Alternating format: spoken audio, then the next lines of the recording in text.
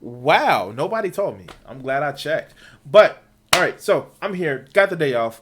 It was gonna be the Wednesday before Thanksgiving, but it was the Wednesday before Thanksgiving, and I'm just here. So I got me some fucking rest. And I know you've been thinking like Crimson. You kind of had 2 days off last week, and then you get the weekend. Um, but motherfucking work exists, and well, fuck.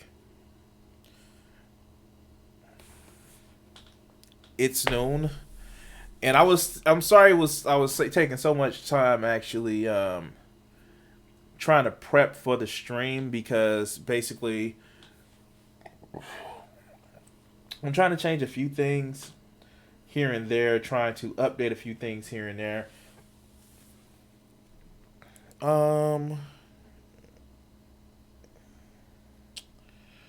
yeah, that was the thing. Oh, the new Dragon Ball Super manga chapter came out, and it was interesting. My thing is, I think Mirrors is actually what an angel becomes when his universe is destroyed or his god of destruction is asleep.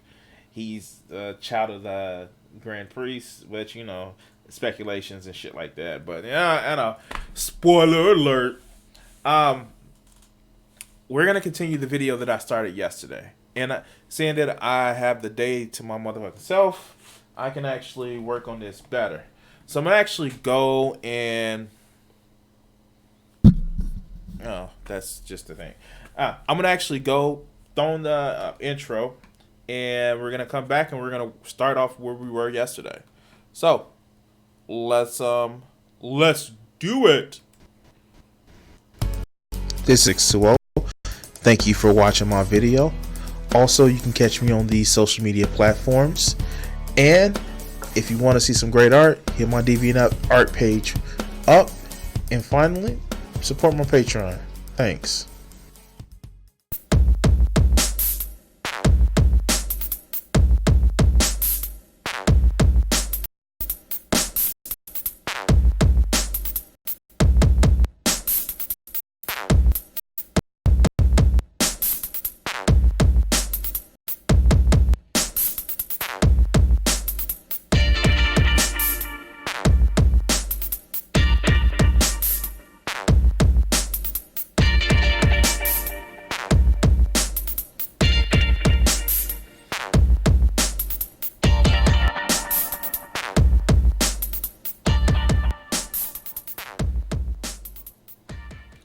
Last time on the show, our intrepid hero, Professor Richard Wolff, was having a debate with some libertarian free thinkers, so free that their brains fall out of their ears, and they were talking about is socialism a better system than capitalists?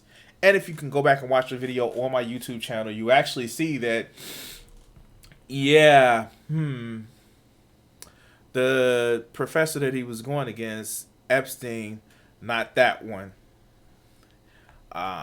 didn't actually equate how socialism is better. He just said capitalism freedom, freedom this, freedom that, versus actually just addressing that there are fucking structural problems that happen with capitalism.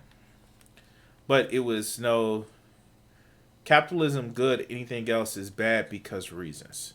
So they did their opening arguments in time for questions from the audience. So let's actually address these questions from the audience.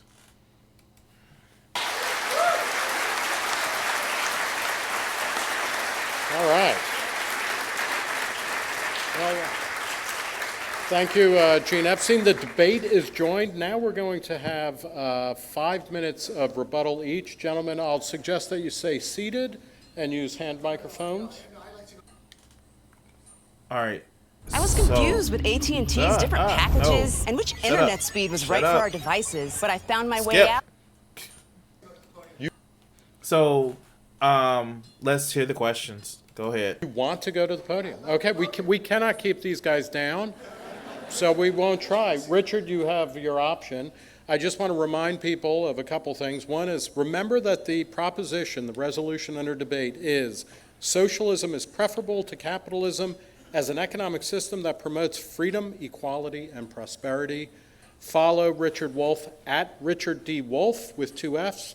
Follow Gene Epstein, Gene. So you actually just hear this shit like, oh, socialism promotes freedom. It does for people that are bound and shackled by motherfucking debt. It's just amazing to me that people don't equate that if you're fucking poor, you don't have the freedom that so many people say that that people say that people should have. Like, I can't just go and buy a motherfucking Mercedes Benz because, I don't have the money to spend on it.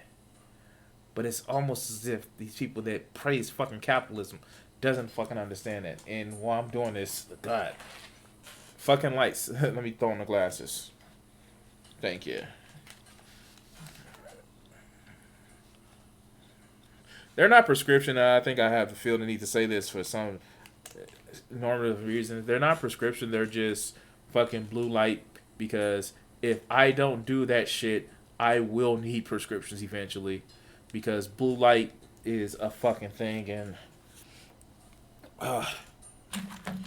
seeing that I stayed at work all day for a computer screen, that leaves me where glare actually is a fucking thing. Sorry, guys. And blue light strain is a thing. They were actually cheap too, like $20. Got them off Amazon. But let's continue. Soho Forum. Follow me at Nick Gillespie. Follow the Soho Forum at the Soho Forum. Follow Reason Magazine at Reason. Richard Wolff, please. You have 5 minutes to rebut. Oh, it's rebuttals. Huh? Okay. That's even better. Listening to Gene makes me realize that a book that you write is a little bit like a child that you have. You think it's yours, and then you watch as it becomes its own thing and is understood by other people in ways you never imagined. I cannot recognize 3/4 of what he said. It sounded to me like quotes of somebody I didn't even want to meet. I'm not proposing a kind of socialism. I don't believe in looking into the future and telling you what the society ought to be. People who tell you the future are usually found in carnivals. You pay them a little bit of money, they tell you who you'll be sleeping with in 2 weeks, and you giggle.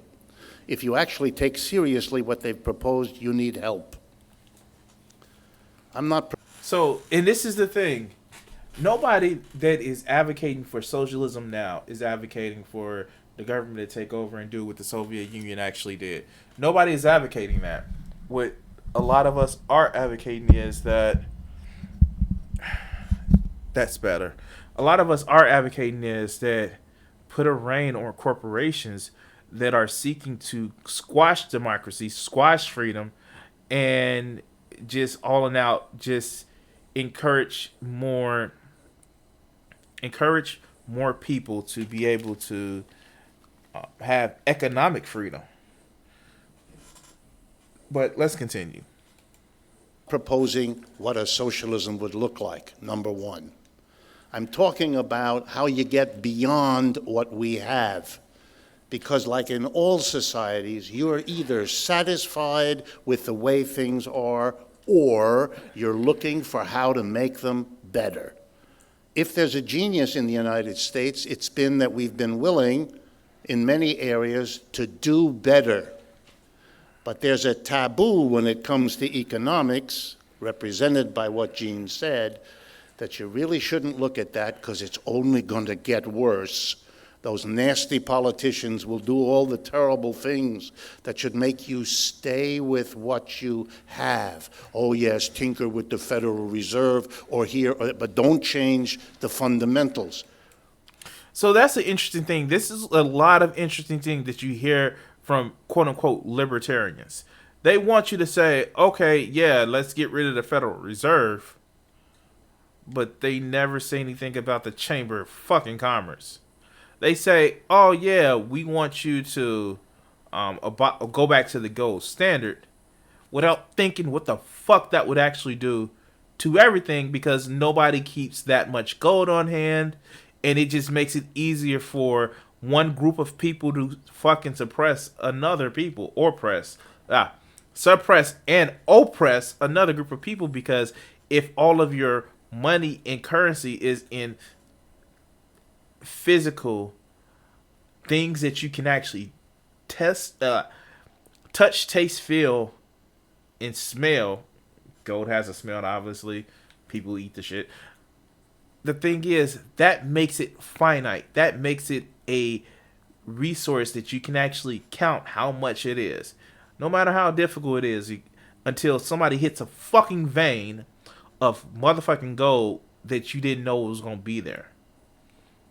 And what else does that say?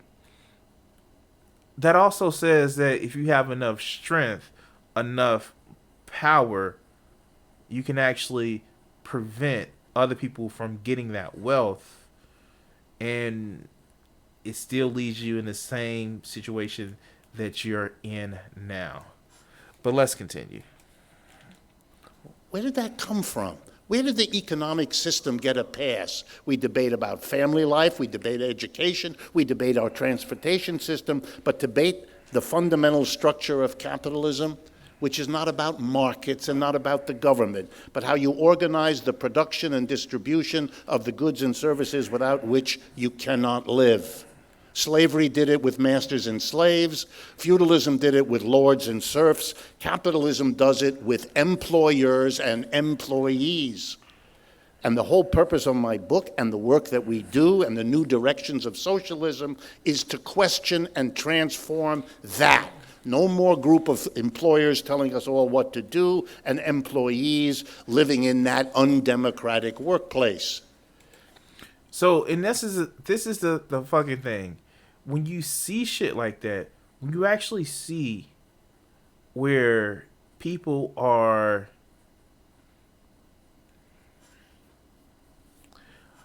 to say that they want to go back to, they always want to pin the Soviet Union. And I know I've said this multiple times. They always want to pin the Soviet Union, capitalists on the Soviet Union as a socialist situation.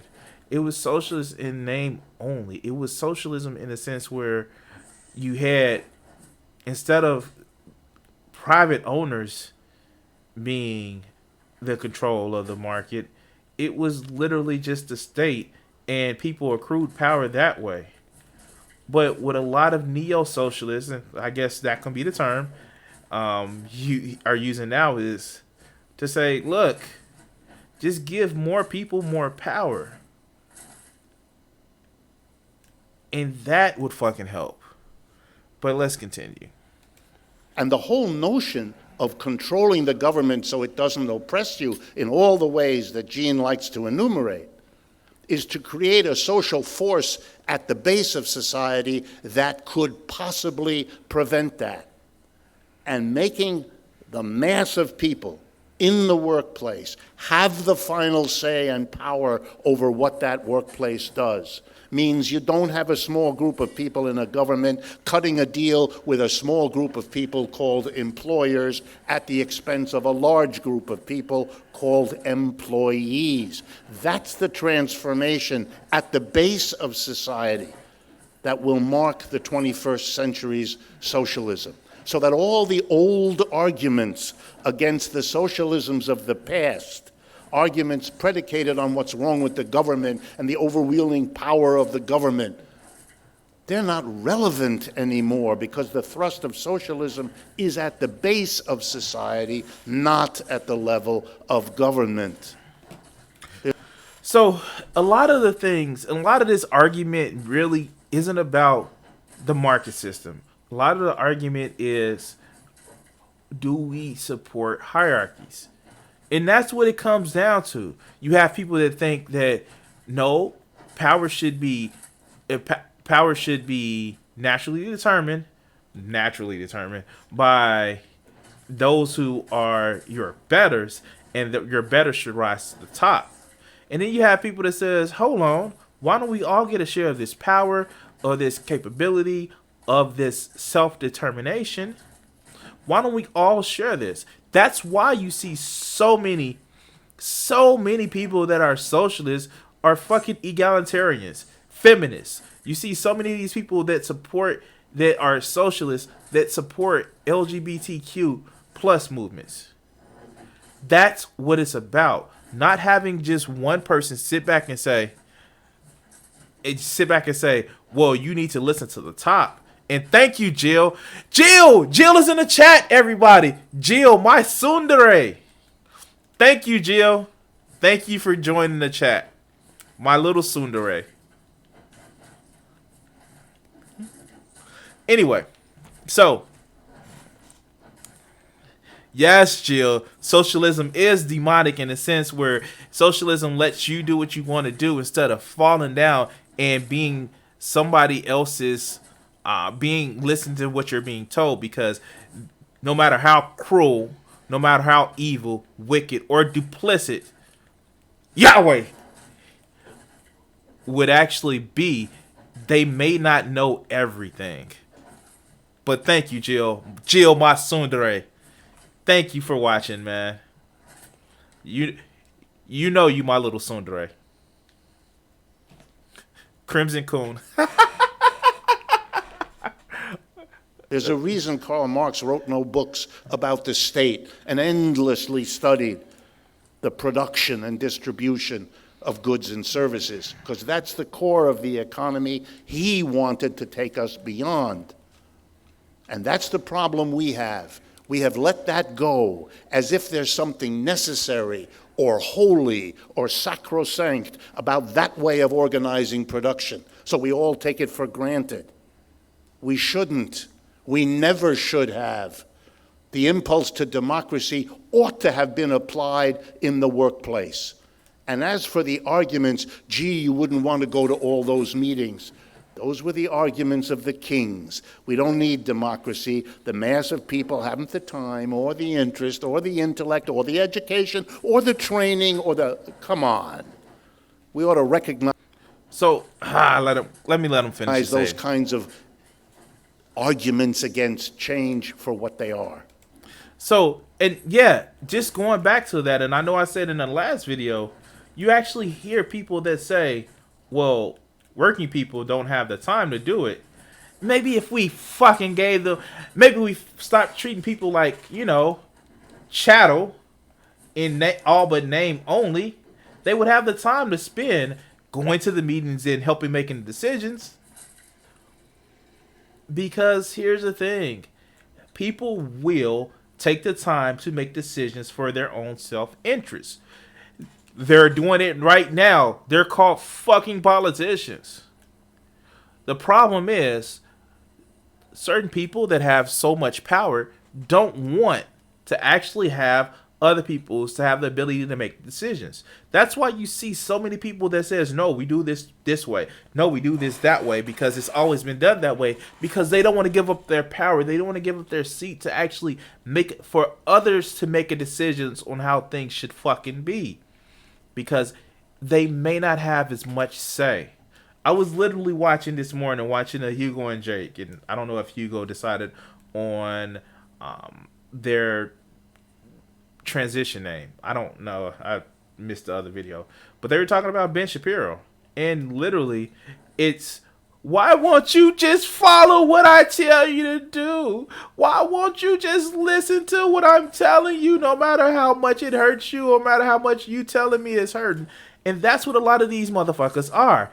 Why won't you just be poor, stupid, and follow instructions? That's what you see a lot of times. It's never we want you to be more educated to make better decisions. We want you to be good little sheep and good little cattle. And the socialists are now saying, no, we don't want that. We want people to come up with the decisions of making these decisions of their own. No matter what is your disposition of your birth, where you come from, what fucking language you speak, we want shit to be a true meritocracy, a true equal society where you can actually be more, where you can actually have a better opportunity based on, what your goals are inspired from, what your goals you're inspired to, excuse me.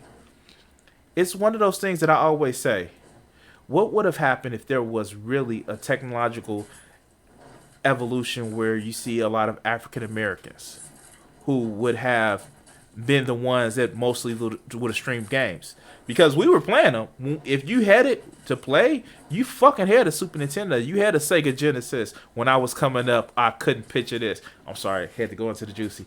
But you had it. But what if during that time frame where it was really popular, where,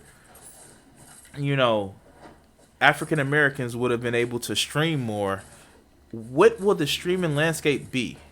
Would you get so many of the, dare I say it, a lot of the big name YouTubers or Twitch streamers being of just a certain demographic? Would you even get the rise of these fucking reactionaries the way that they did? And it's just like, it's one of those things where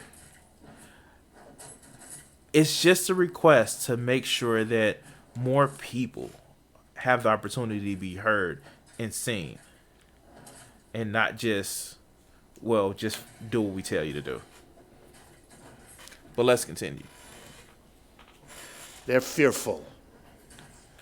So we're going to stay with what we have, the capitalism that we have, producing the very humorous takes on Mr. Trump or Mr. Johnson in England as the expressions of a system spinning out of control, in part because we don't face that the basic organization of production has been given a free pass and is what's holding us back. Thank you. Thank you, Richard. That was actually pretty short. Damn it, who's fucking killing me?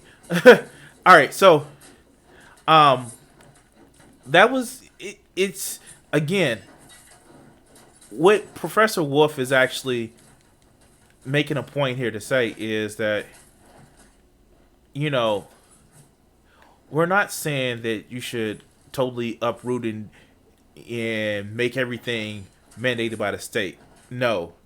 What socialists are actually saying is give workers more power. That's what this is boiling down to. But, hey, the fuck? Why fucking care about the workers whose money you depend on to make companies work? Like, I was literally having a conversation with somebody at a local Dollar Tree store, because I go to Dollar Tree like every day. And they were saying that because wages had to go up, companies cut hours and expected the same productivity. And yet and still, the executives are making 6, 7, 8-figure salaries, where that money can actually go to help support the people that you have actually performing the work for your organization of work. And it's so short-sighted. And maybe because a lot of CEOs are going for the quarter and looking to make quarter profits rise versus overall long-term growth. Yeah, capitalism is doing that. But let's continue. Oh, speaking of capitalism, I want to ask, if you're watching the stream and you haven't done so already, please hit that follow button on Twitch, hit that subscribe button on YouTube, and share my video out. But let's get back to the video. Gene, please, you've got 5 minutes. Well, Richard wrote a book called Democracy at Work, A Cure for Capitalism. It was published 7 years ago. I read it quite recently. Richard probably hasn't read it very recently. That's where, at least commendably, he's written a whole book, a book, by the way, that Karl Marx never did write, about the socialism that he wants. And I quoted copiously from that book in my initial talk. If Richard is now going to say, oh, well, that book, it's forget that book. Just, try to recognize that socialism is preferable to some of the crap that goes on now. So here's the thing. He didn't refute any parts of that book. He used more of the parts. And go back and watch the last video. Besides the obvious reasons. But he didn't refute it. The only thing he did was bolster and strengthen the fact that we should have more democracy, not just in the ballot box, but in your job as well. I don't see where there is any refutation of what Professor Wolf was saying. I just see that it looks icky that somebody is talking about it.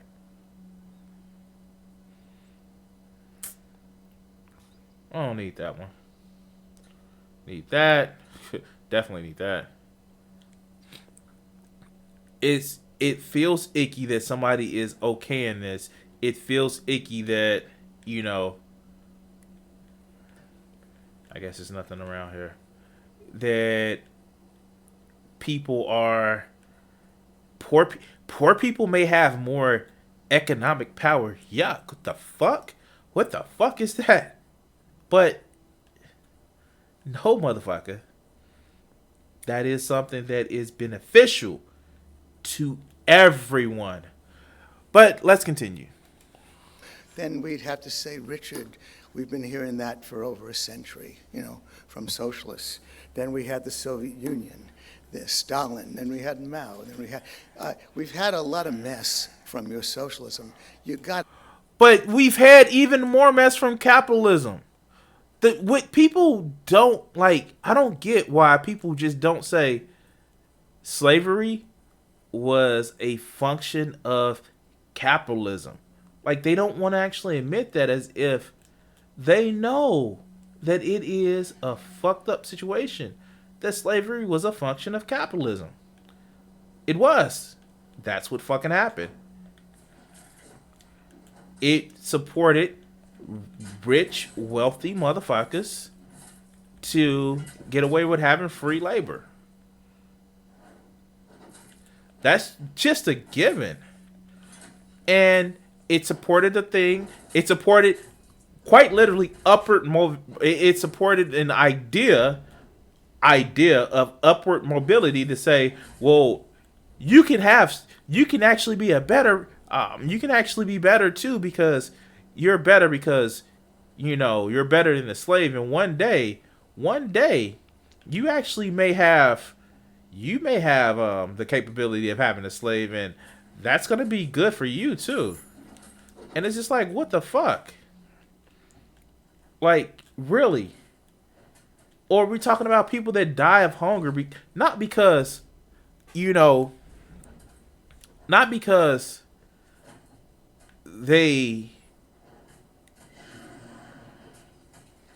it's a famine somewhere, but simply because it doesn't make a profit motive to give people more shit that they need. But let's continue. Got to be a little bit more specific before we get the least bit interested in something that has been so disastrous for humankind. Okay, so cool. I want to get Richard back on the straight and narrow and take him seriously that he's proposing something with a nuts and bolts definition: workers' self-directed enterprises. And the embarrassing thing for Richard, as it was for Marxists right back to the time of Marx, is that they're selling something that workers don't seem to want. We had socialism in Israel. We had 5% of the country really was socialist. I trust that Richard would agree that the kibbutzim of Israel, where 5% of them lived, really were socialist in a true sense, the bottom-up sense. And that's what I'm proposing. Now, of course, what also happened to Israel, as Richard probably... So, and here's the thing. This is the fucked up part about it. They never say. They say, oh, the money is there. But people are using the money to fucking live. That's why it's the old joke. What's more evil? What's more... I almost said it wrong. What's evil than the devil? Gooder than God? The rich have it, and the poor people... doesn't have it, and poor people have it but rich don't, it's fucking nothing. It's nothing. When you have nothing, whenever you get something, you're going to use it to cover your fucking needs. If you're rich, your home is fucking paid for either through generational wealth or the fact that you had enough money to throw down a down payment where you didn't have to pay for shit anymore. Then you can save up your money. You don't have to spend it on, the fun fucking thing that we all like to do, living, because you already have the wealth. But poor people, as a motherfucking part of their, just as a part of their, function of actually needing to breathe, eat, sleep, and shit, they spend more of their money on living expenses. But let's continue. Knows, as you probably know, is that those kibbutzim just fell apart. They don't exist anymore. People lose interest in it. But again, what we are saying, we libertarians are saying, go for it. Workers, self-directed enterprises. You do have co-ops. Richard in another mood said, hey, look, you've got co-ops. It speaks to needs and desires, and indeed, maybe it does, then go for it. But then let's build it from the ground up, just like I'm proposing. And then we have a system of capitalism. Do I want to keep the flawed system of capitalism, the system that fights, the political system that protects the powerful? No. Capitalism is a system of profit and loss. So here's the thing, and that's one is a lie. Capitalism isn't about that. Capitalism is about profit and loss at any fucking cost right about now, even if it means having the best competition. And it's even there. It's even there in the description about if you own an ice cream parlor and you have the best one, more people are going to come to yours and less you're going to come to that.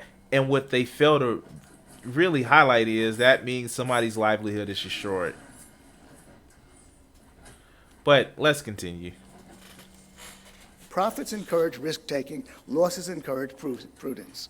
That's the system. Now, we abrogate that for the crony capitalist system. That's what brought about the housing bubble that caused the Great Recession. I'm quoting Noam Chomsky, a guy I also like, by the way, even though he's a socialist. Okay, he didn't say Soros. He said Noam Chomsky. Even though he's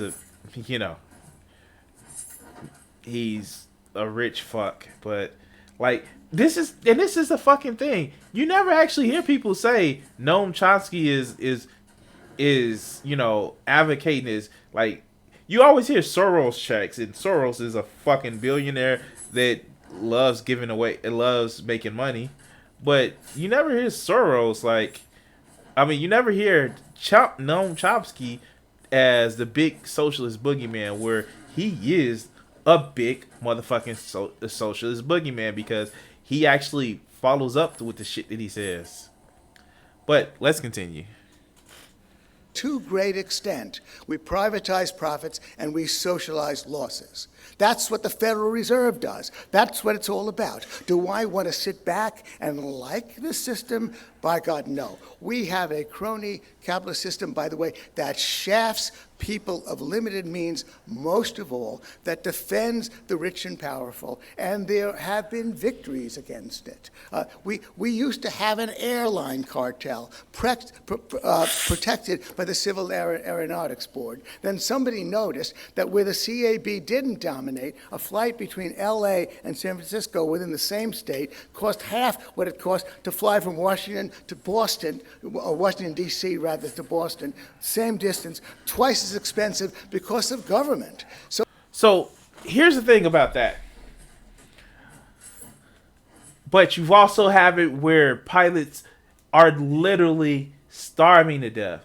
They are literally, and you saw it in where people who are pilots have to go and get food stamps because their pay hasn't increased, because it has been a function of the cutting of expenses to actually cut out the wages of a lot of fucking pilots. and have actually caused so many people to fucking. That shit is there. It's a wall that doesn't work in this game, so that's all I'm trying to try. But you know, people are suffering from the cut in prices because you know what? Oh shit! I almost fell down a fucking wall. Because people are fucking hurting. What the fuck? How the fuck am I? Okay, let me go around this way. People are fucking hurting, and they are actually lose. They can't make ends meet. And yes, you can complain about, you know, being competitive, but in a lot of cases, it affects the workers more than it affects any rich CEO or corporate board member, you know, because what is end up happening is they screwing over the employees because of capitalism. But let's continue. So then they abolished the CAB, and there was competition in the airlines, and that was a huge victory for middle-income people. So victories can be won. Okay, alert, fucking alert. Whenever somebody says middle income, what they truly means is rich but not fucking super rich. You ever hear the term middle income?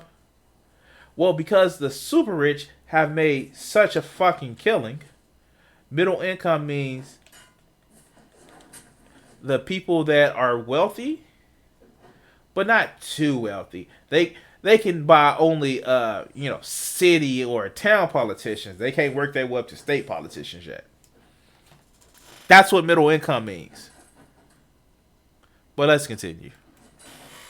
Richard, I want to recruit you to change this system of capitalism, if you'll excuse the expression that my socialist Uncle Abe used to use, but I use it as a contraction for crony capitalism. We need more capitalism, yet not less. We need to change things. Richard could join us, or he could focus on building his workers' self-directed enterprises from the ground up, building on top of the co-op movement, the employee ownership movement, which, by the way, already gets tax breaks that I don't necessarily object to, that already gets those breaks. So why do you fucking bring it up? Why do you feel the need to fucking try to castinate these people who are... Let me see. Oh, the shit isn't there. Oh God, the shit isn't there. Oh wow, that's gonna be fucking fun. Hard, awesome. Okay, that's there. That's not there. Oh shit.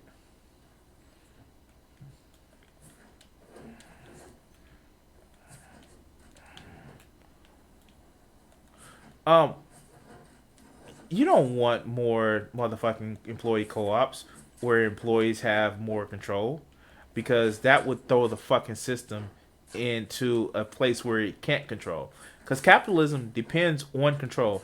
That's what the funny fucking thing about it. They say that socialism requires the control of the government, but capitalism, it by definition needs controlling entrance and controlling a controlling stake in everything in order to facilitate. No, that's not the, because I took too much life off of him. Shit, more corruption. It by definition needs to kill competition in order to fucking work effectively for the people it's meant to work for. But let's continue. I'm making good time Go for this. for it. Turn everybody onto worker self-directed enterprises, and they're perfectly compatible. It's just like being in business for yourself. That's all it is. It's a great idea. It hasn't really caught on, but maybe it has potential. I welcome it. Thanks very much. Wait, I thought the whole point of him being in this whole conversation is because, reasons. Socialism isn't good. And if you want to make the case that it shouldn't be government directed socialism. The government should only be, I don't know, as favorable to socialism as it is to capitalism. Put it on an even keel, or at least, I don't know how to say this, at least make sure that it's not snuffed out just because reasons. Then if you have a problem with that, then I guess he is saying that he has a problem with government actually fucking helping big corporations. But see, that's the thing. I really, really am a big believer that people should, one, express themselves more. And what I mean by that is, I really think that a lot of people should have more YouTube channels, more daily conversations about and arguments about how they have beliefs or understandings about things.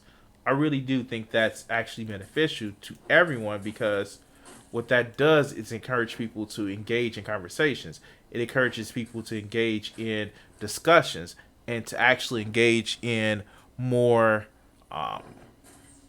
open expressions and free of ideas. And yes, you're going to get the shit motherfuckers who feel that they should say shit that is completely hurtful and harmful to people just to make themselves feel good. Yeah, of course you're going to get those motherfuckers. But you're also going to get the people that are going to be encouraged to fucking think for themselves and think and evaluate different points. And the same should actually be said for government service. Not that it should be mandated in any sort of way that is authoritarian by nature, at least in small part. But it is. It should at least be more than a civics class. A civics class that just teaches you, hey, this is what the Constitution mostly says. It should be more than that. Should be more than just that. It should be, hey, really understand. If you're doing high school, you should actually volunteer in your local government at least once. You know, like the requirements that we have for passing the Constitution or things of that nature. We should have that, because it at least gives you an appreciation that you can be part of the government too. You don't have, to quote Bo of the Fifth Column, you don't have any betters in Washington or in your local state houses. They're just people just like you. They're not as smart as you think they would be. They're not as savvy or more deserving than what you and I could be. They're people too. There go that big motherfucker. But let's continue.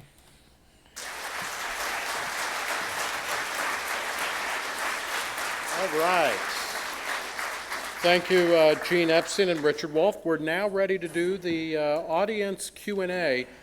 We have a couple of microphones set up. Please walk up to them.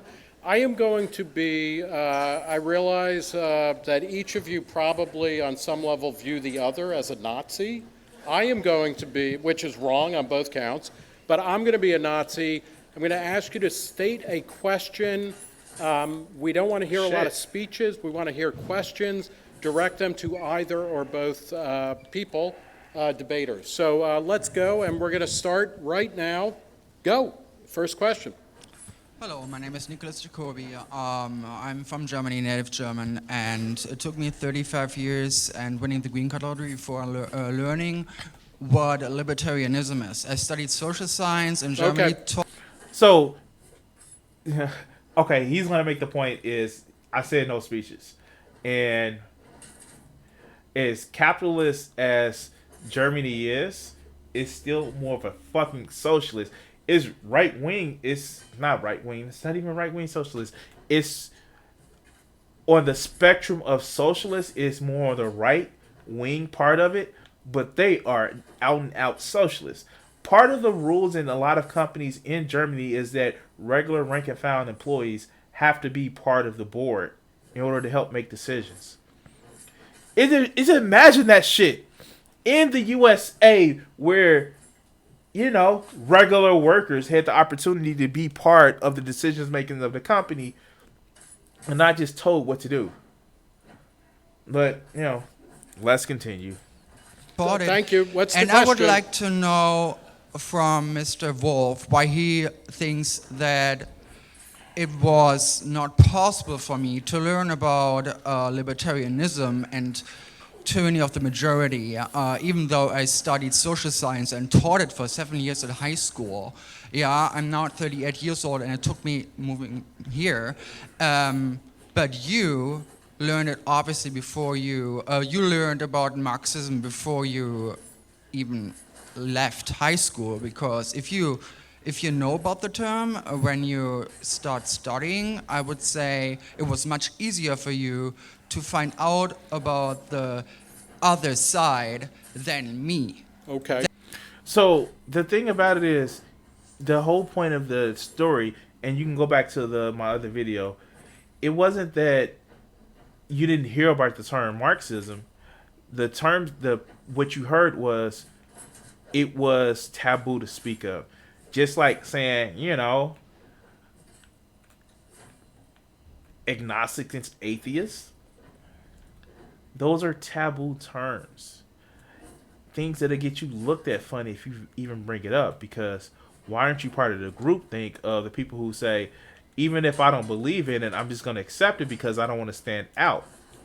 There are people that are literally going through that shit now, where it's the whole thing about, LGBTQ rights. I hope I said that shit right.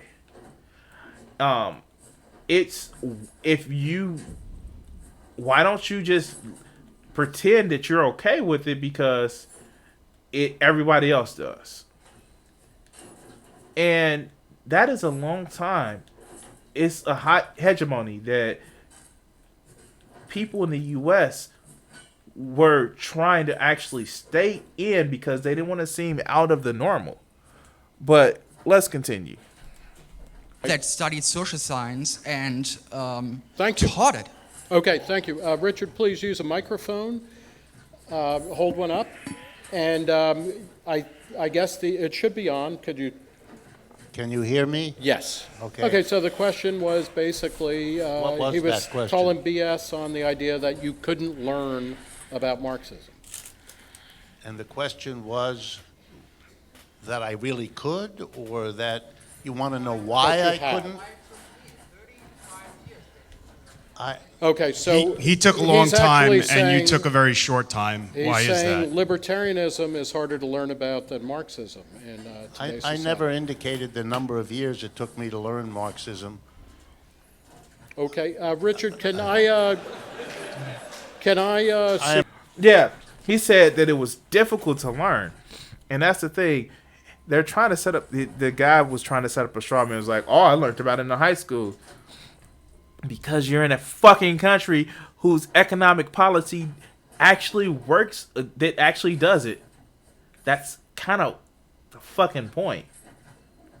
Is to give you an opportunity. And libertarianism is a fun way of just saying, I don't want to be told what the fuck to do. That's what libertarianism is. And I'm oversimplifying it a lot, but it's really, I don't want to be told what to do. I don't feel that the government should actually tell me what to do. I don't like government violence in my name. I don't like, I don't think taxation is right. These are all libertarian principles. Non-interventionism. Those are libertarian principles. It's not exactly... Americans have been actually trying to have that plan forever because they just don't like being told what the fuck to do. But, except for when you are told the church says this or it's right because of this, And of course, you got to motherfucking do it. But welcome home. I'm sorry it took you a long time, if that helps. Do you feel like there is not a free flow of information in contemporary America? I mean, it blows my mind that you could even say that. Okay. All right, thanks. Okay. Let me Like, that's a stupid question because he is fucking literally on stage on a libertarian fucking platform having a debate. That's why it's such a stupid question. You're quite literally doing the thing. He's quite literally doing the thing that you're asking him. Now, if the question is, and here's the thing. This is a problem that you see with a lot of reactionaries, and this is a problem that you see a lot of people that says, well, you're being, you're being intolerant of my intolerance. They're not saying that you're not giving me the opportunity to speak. What they're saying is you're not taking everything that I'm saying unquestioningly and following everything I said because I'm saying it. And that's the real fucking problem that you see a lot with these people. They take respect as unquestioned loyalty and adherence. They take being, cordial or being understood as in you take everything that I'm saying with no critique or criticism. Just bow your head and let me run over you. But let's continue. Let me explain. Economics departments, which is what I know around the United States, is where you might learn Marxian economics. You have to go. First of all, the vast majority of economics departments in the United States have no person in them who knows of or teaches a course in Marxian economics. Number one, they don't have them at all. Number two, the vast majority subscribe to a basic kind of mainstream economics that's called neoclassical economics, which is the dominant tradition. There is a small dissenting group that are called Keynesian economics because of something that happened in the Great Depression and the new development of a critical perspective that has nothing to do with socialism. So, I'm one of those people that actually, instead of the neoclassic system of economics, I believe that a Keynesian system is actually a good fucking system. Now, what Professor Wolf is actually getting to is that a Keynesian system is, I wouldn't say it's actually putting power in giving the poor and people that are of lower economic class a little bit more power to be more, to have a little bit more self-determination. And the reason why Keynes actually came up with it because he was trying to combat communism and socialism. But in the end, if you look at the Keynesian system of how it worked out, it actually helps support capitalism. Because what ends up happening is in a Keynesian system, motherfuckers who are poor actually get more fucking economic power. And with them getting more economic power, they're able to actually exercise that power in a way that is meaningful. But let's continue. There's tremendous fights between the neoclassicals, who are the majority, and the Keynesians, who are minority. One of the very few things the two groups can get together on is excluding Marxists. That's the way the American economic system works. And since it's the economics departments of our universities that train the politicians who deal with economics, the journalists who do economics, and the people in the the top reaches of business, you have a solid kind of mask, if you like, of uniformity in which the kinds of things that a Marxist economist talks about are bizarre for them, not because of their complexity or their newness, but because they have no experience whatsoever in dealing with these things. And that has been true for the entirety of my experience in the American academic environment, where I've been a professor all my life. It is a systematic exclusion of the kinds of ideas that I represent that make students to this day not encounter it, or if they have a lot of fortitude, to have little study groups on the side at their own expense to learn this kind of material, because this country remains afraid of dealing with that kind of thinking and that kind of tradition, even though the literature for it is massive. Okay, thank you. Richard, and wait, Gene, I'm sorry, hold on. Richard, can I ask, does it complicate that scenario at all that we have at least one major candidate for president, Bernie Sanders, who identifies I'm going to let him answer this question. Socialist and has a large turnout? So, I'm going to give you my answer. And of course, I watched this before, but I'm going to give you my answer. This is the American, quite literally, is using I have a black friend argument. That's what the argument is. That's what this argument is. I have a black friend. One black friend. What did Trump say? That's my African American. One candidate. And to some extent, other congressional candidates, AOC, I have a socialist friend. That's the conversation that they are having. They are quite literally saying that I have a black friend argument. Like, what the fuck now? Really? That's the argument that we're using now? This is like, I got one black friend. And people are okay with that? People are really okay with that. I guess I can't use a sandstorm. If it came, I would be fucked right now. But that's literally the argument that he's saying. I have a black friend. But let's continue. I mean, the idea that socialism is somehow suppressed seems like a reach, to be quite honest.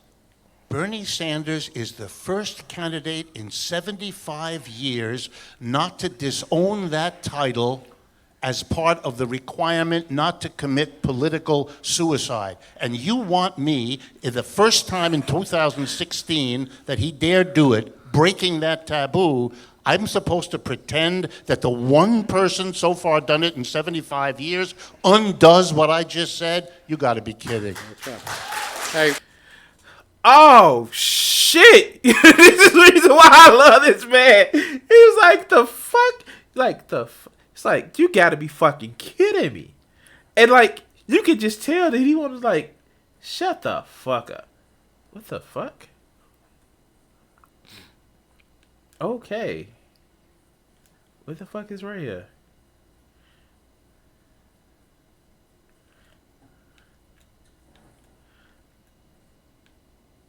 You gotta be fucking kidding me.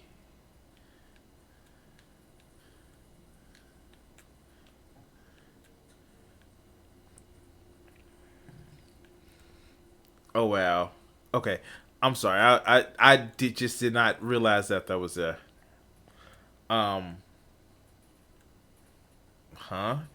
Anyway, but yeah, it's just like, that's like saying racism is over in America because Barack Obama became president. Like, what the fuck now?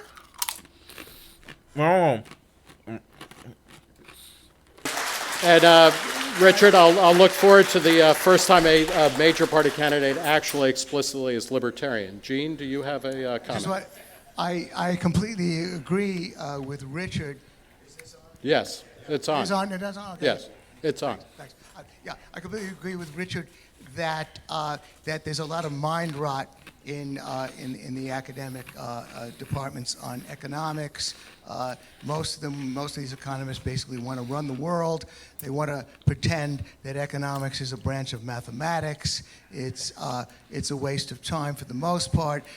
In the age of the internet, don't let school get in the way of your education. There's no excuse not to inform yourself about a whole range of things, including Austrian economics, with which I identify, or Marxist economics, with which Richard identifies. The internet offers just an incredible amount. Lectures from Richard Wolff himself on the internet. I appear regularly on Part of the Problem, Dave Smith's show. So you want to catch that to learn economics the intelligent way, that whatever you really learn, you teach yourself anyway. Don't let school get in the way of your education. Thank you. And there's... All right. So this is where I'm going to be very, very, very fucking nuanced. And I'm going to explain this. And I want everybody to fucking hear me. Here, watch this.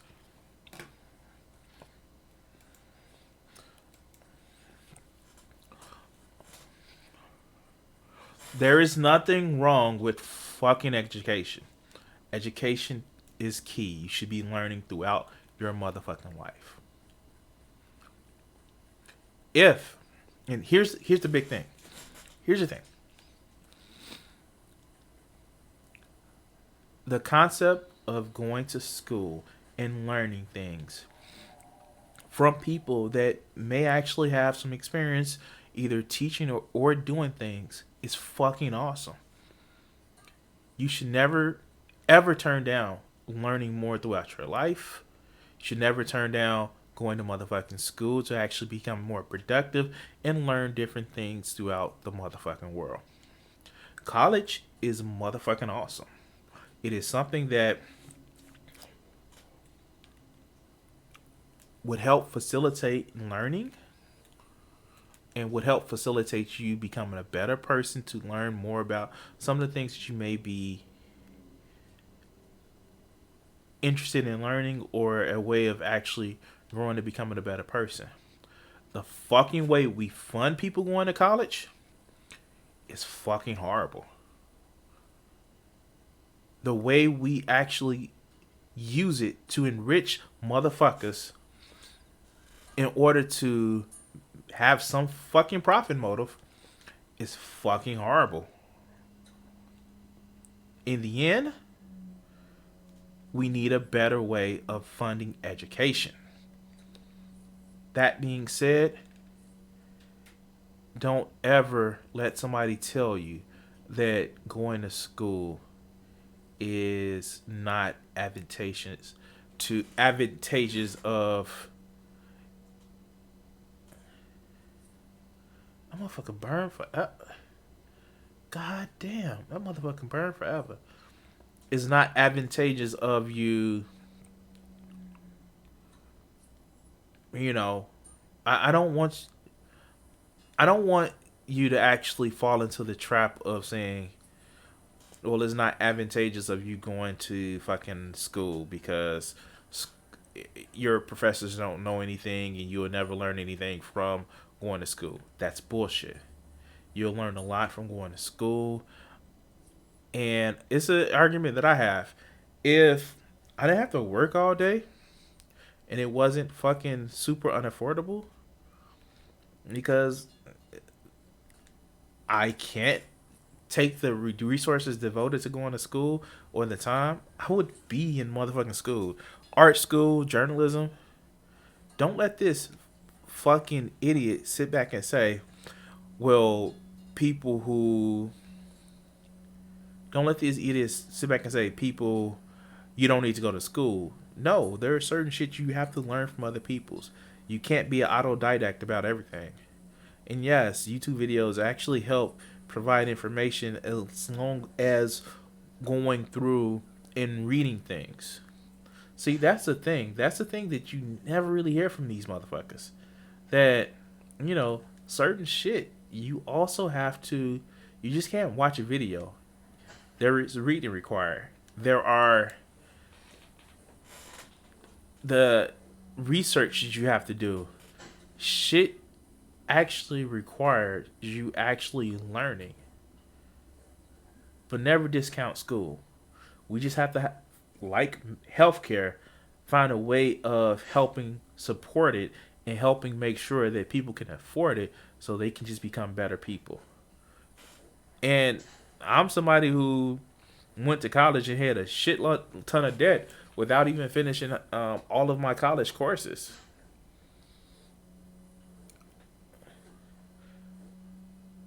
Don't let this shit. Don't think you can learn everything you need to learn from the internet. It's a great source. It's a great fucking tool. But some shit you just can't teach yourself. But let's continue. It might be interesting. We're going to go to the next question to think. There's, by my count, I think there's 2 Marxist economics departments in the country. There's one at Notre Dame and one at UMass Amherst. There's about 2 Austrian programs of note, maybe 3. So we're, as Dave Smith pointed out, we're all losers in this room. We have that in common. We're in the same club. Okay, question. Let me just briefly correct. There was at Notre Dame a department. That program was destroyed about 8 or 9 years ago and doesn't exist. And the program at University of Massachusetts, where I taught, has ejected most of the Marxists that were there. There were half a dozen. And so it is now really better described as a Keynesian or left-wing Keynesian program. Thank you. There is no Marxist department in the United States. There are only scattered Marxists build one. here or there. You get those workers building up. So, and you hear the dismissiveness about it, where he's trying to shut them up about, yeah, no. And the fuck? Like, is it so dangerous to actually hear people say that, hey, maybe the system that we have right now is fucked up and you want to go even more? This is the thing about libertarians. They say the current capitalism system is bad. Oh, excuse me. System is bad. But they want to give it more gas and take the seatbelts off and take the rails off and say, go for it. No, that's fucking stupid. But let's continue. Up from the ground. Let's go. Okay, question. Sir, no preamble, no, we don't care where you're from. We're all strangers here. It's the French Foreign Legion. Just ask the question. This question is for Richard. In a 100% capitalist society, laissez-faire capitalist society, where there's no Federal Reserve, you would be well within your rights to be a socialist. All you would need to do is band together with other socialists and form your own community. Whereas, if I wanted to be a capitalist in a socialist society, I would be forbidden from doing so. Why do you want to? That's a fucking straw man. No one is saying that you cannot be a capitalist in a socialist society. What they're saying is that you can't take and try to control everything. And not even that. They're not saying that you can.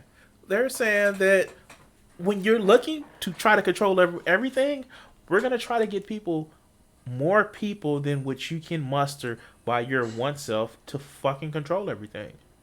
And what's so fucking wrong about that? This is the problem with capitalists that preach capitalists. They want one strong man. That's what they want. They want one strong man where they can actually say, finally I can just rule over you. And the libertarians, what they don't fucking say is that they want to make everything get rid of a fucking state where it's okay for people to have that whole, it'd be easy for somebody to come in and try to rule over everybody. But let's continue. Force everyone to be a socialist. Why not let the capitalists be capitalists, let the socialists be socialists, everyone's happy. Thank you. Richard.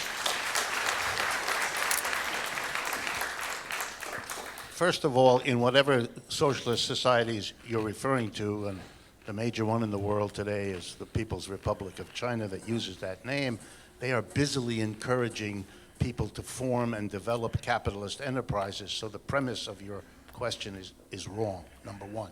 Number two, I never said and would not argue that in a society that is in transition, as I believe capitalism is, there aren't all kinds of spaces for there to be enterprises organized in the old traditional capitalist way and enterprises organized as worker cooperatives in the new direction. I would expect that kind of coexistence to continue to be filled with tensions and difficulties, much as capitalist enterprises began in feudalism and existed in a tense relationship until the transition happened further. So my presumption is there will be coexisting different structures in whatever name you give to these societies in transition. Okay. Gene, comment? Look, in line with the gentleman's question, again, under capitalism, property rights of firms are protected. So if there's a worker co-op owned democratically by the workers and they're all directing it, their property rights will be protected. If it catches on and the entire economy is worker co-ops, I say that's great. That sounds terrific. Run your own enterprise. Some of the other things Richard proposes, which would be the iron fist of the state having to do with finance, that I object to. However, there was an article in the National Review under William F. Buckley, the right-winger, welcoming worker ownership. I know that article well because I wrote it. And so, again, we're not arguing about that. What Richard doesn't really want to do, I know, for example, he likes Jeremy Corbyn's idea, another kind of top-down plan where you can sneak this kind of thing through the back door. Go for it. There are co-ops. They already exist. So in line... Yo, what's up, Jeff? I'm sorry if I mispronounced that, man. I'm sorry. But... and this is what kind of keep coming back. They want to assign some dastardly direction to socialism, where it's really just saying, "Hey, one person can't own every fucking thing," and to help combat a one person owning everything, the state isn't going to control it. They may actually help support the workers. What is a fucking problem with that? And I don't get it. It's just like, well, if the state comes in and plays a little bit fair, bring the size a little bit to more equality, then that's a problem. It's like they're saying that we know things are skewed towards the fucking owners, but it's okay because reasons. The all-important reasons, as I get my ass handed to me by a fucking rhino. But let's continue. With what the gentleman said, we already have what you're talking about. We have worker co-ops, we have a huge blend, and if it tilts toward more worker ownership, wonderful. Okay, next. So here's the thing.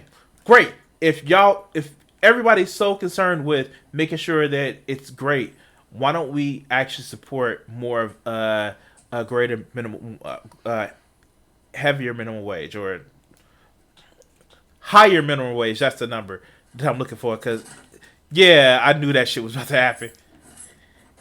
I'm sorry. That shit got... you saw it was a throw. Wow. I'm sorry. And let's do... let's do this, too.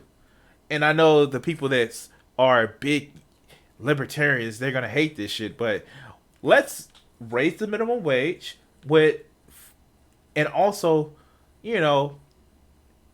mandate that, landlords can't increase their rent. Or, raise the minimum wage and put a cap on CEO pay, bonus, and just traditional pay. Why don't we do that and help a majority of workers, a majority of the people? The thing about it is, the only time you see people talking about the tyranny of the majority is when the minorities are rich people. They don't care about the minorities when it's, black people or just non-straight people. non-traditionally straight people that have issues. They're minorities. They shouldn't be able to dictate they shouldn't be able to dictate policy because they're a minority. But let the majority of people who are poor have a issue. Then, of course, the tyranny of the minorities. It's the same reason why we still have the electoral college. But let's continue. Question, please, sir. Hi, my question is for Richard as well. So one of the core tenets of libertarianism and capitalism, or true capitalism, is the non-aggression principle. So my question for you is, do you... I'm calling bullshit. Totally bullshit. Bullshit. Capitalism does not advocate for non-aggression. As I've said before in my videos, that economic violence is still motherfucking violence.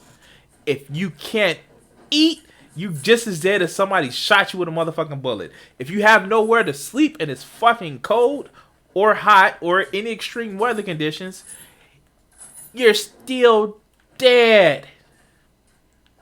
You're still dead. That shit still kills you. Whether it's quickly or slowly, you still dead. So economic violence is the raison d'etre of capitalism. Now, just because it isn't overt violence, that's different. Also, libertarianism also facilitates violence, because if you're not strong enough to make it on your own, then you're fucked. That's still advocating fucking violence. People will fucking die without support from others. Is he just fucking stuck? I guess he's stuck. But let's continue. Do you think that socialism intrinsically violates the non-aggression principle? And if so, can you explain how committing aggression leads to greater freedom and equality? And this is why I said this is geared towards more of a socialist, libertarian slant. Because if you want to say that socialism actually exercises social violence by social castenation, yeah, fuck, exactly. If you don't do shit that's good for everybody, you're going to be seen as a fucking social pariah. So any sense of ideas that actually facilitate any cohesiveness will have borders and boundaries. Now, are we going to actually look at what those borders and boundaries entails? What are the cost benefits of those particular ideas? That's something to have a conversation about. But just to say, all socialism is what the Soviet Union did, all socialism is what China did, negates. If by that token, all capitalism is what the American South did prior to the start of the Civil War. If you want to use that logic. But they don't, though. They don't. They never want to use that logic. They want to use the logic of Essie's bow. Oh, shit. I'm sorry, guys, but let's continue. Richard? Do you want to do a quick description of the definition of the non-aggression principle? Okay. Or you want me to? Yeah. Sure. So the non-aggression principle is the principle that you're essentially allowed to do whatever you want as long as you do not you do not initiate violence against another person. Okay. Thank you. Can I answer for Richard? Well, you know that. Well, no, Richard. I fucking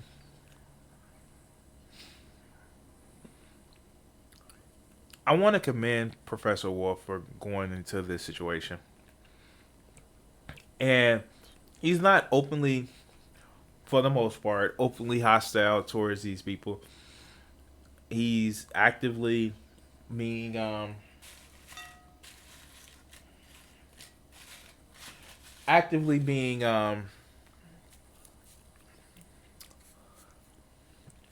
pretty tame in comparison with what I would have been. Because I'm like, are you a fucking idiot? That's just me. Well,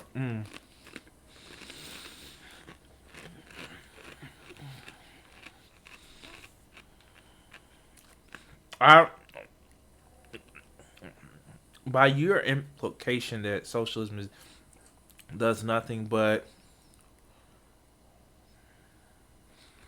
cha-ching, I got a fucking gray rhino head. Awesome.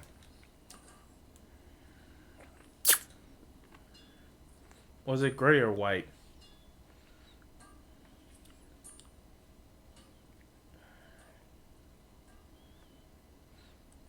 Black. I need a black rhino head. Okay. Sorry.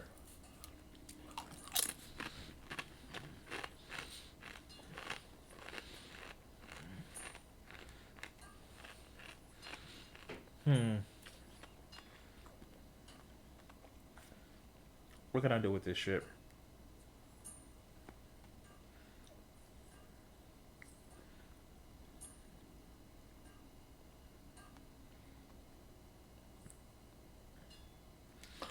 Fuck it. Just cook the shit out of it.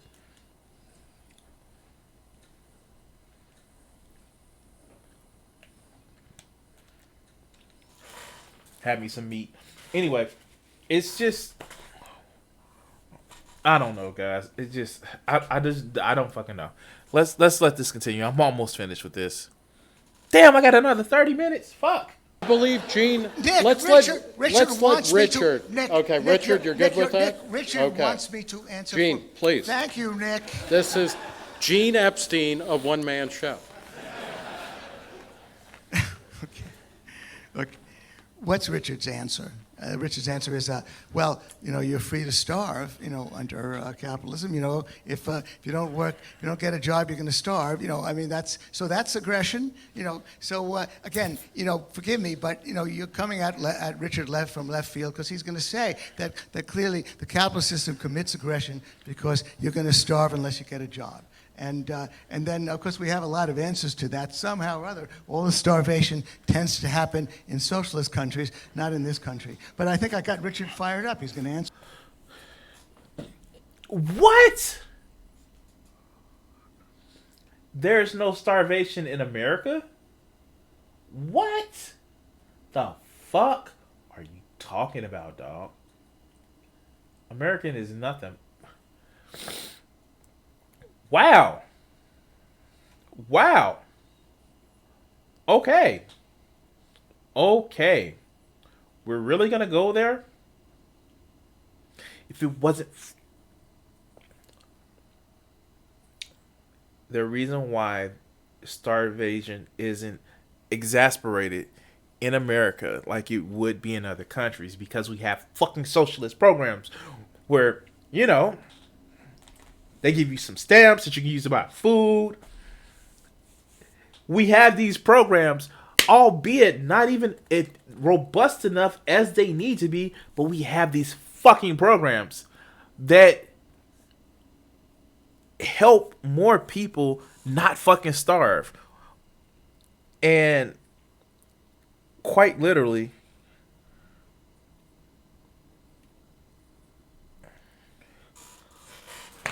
I don't know. He says this unironically, as he is saying America is the greatest country in the world, and we don't have socialism here, but food stamps is nothing but a socialist program. I don't know. Or the corporate socialism that we have that helps fund the fucking sugar, high fructose corn syrup,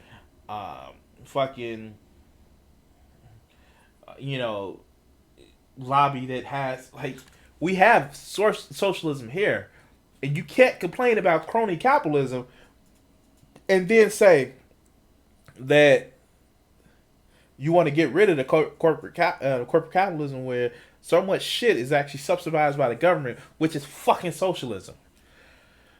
Let's continue. So you're free to start. I just jump-started. All right. Yeah. Mission accomplished. Yes, this remarkable tendency in a frightened society to assign starvation or deaths. It's the only place in American culture where counting dead people seems to be a way to make an argument. Gene mentioned it before. Now it's starving people. Before he mentioned the disasters of socialism where millions died. What an interesting argument. We're going to count millions dead. Well, what is it that capitalism's history shows us? The worst two wars in human history, World War I and II, these were products of competition among capitalist economies, weren't they?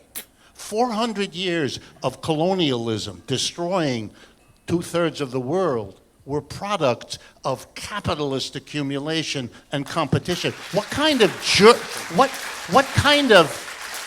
let me finish. What kind of mentality picks a few examples of admittedly horrible things that deserve to be criticized, but a comparison of death counts? The first book I ever wrote and published, Yale University Press, was called The Economics of Colonialism. It studied what Britain did in Kenya. Britain arrived in Kenya in 1895 and set up the East Africa Protectorate. And 30 years later, 1930, when the Depression hit, I studied what happened in Kenya at that time. When the British arrived, they did a census, 4 million people. In 1930, they did another census, 2.5 million people. British colonialism killed millions of people in one small country. Multiply that. If you want to do the death count analysis, which I find bizarre, you're in very shaky ground attacking socialism on the basis of capitalism. And the same kind of cherry picking of your examples came with Gene and kibbutzim in Israel. Do worker co-ops sometimes fail? Of course they do. Do capitalist enterprises sometimes fail? You bet they do, all the time. What is this strange kind of choosing your example? Let me give you a counterexample. In 1956, a group of workers with a Catholic priest in the north of Spain, in a little town called Mondragon, made a worker co-op. The priest led them. 6 workers, 1956. Today, something called the Mondragon Cooperative Corporation has over 100,000 workers. It's the biggest worker co-op on the planet. It is a great success. It's the 7th largest corporation in Spain. It is a successful worker co-op. 2 American corporations pay the Mondragon Corporation to have their scientists working alongside the scientists in this worker co-op. And the name of the 2 American corporations is General Motors and Microsoft. They understand what those worker co-ops can do, even if people here have to pick an example where it didn't work out. It's as if I said, well, capitalism, just look at the Ford Edsel. So this is actually not a good example of how capitalism wins, because it literally makes a point that says, you want to talk about body counts? How many people are in jail because of our for-profit prison system? How many people die because they don't have the money because of starvation to actually buy and purchase the shit that they need to live? You want to talk about body counts? Body counts. Let's talk about the natives of the indigenous people of America. All of them. But you want to talk about body counts. We're going to have a discussion about body counts. Well, socialism has killed 100 million people. Yes, that's fine. But capitalism has killed billions. But yeah, of course. because socialism, right?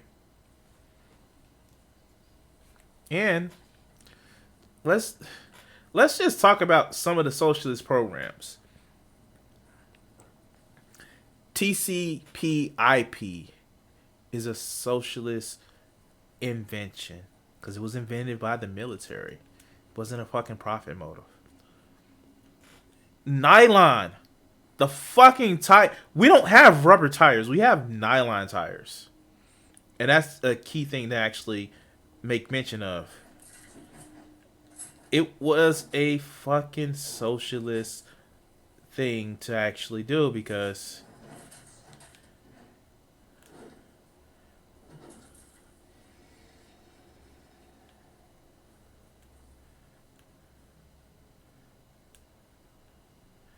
shit.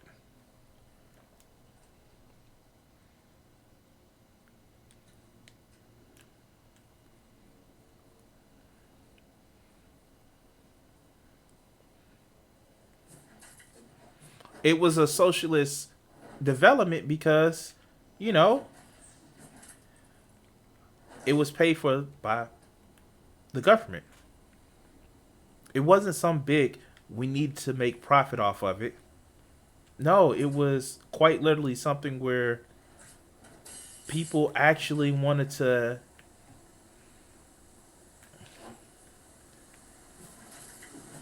people had a need and they actually used that. Shit. Where's my thrall?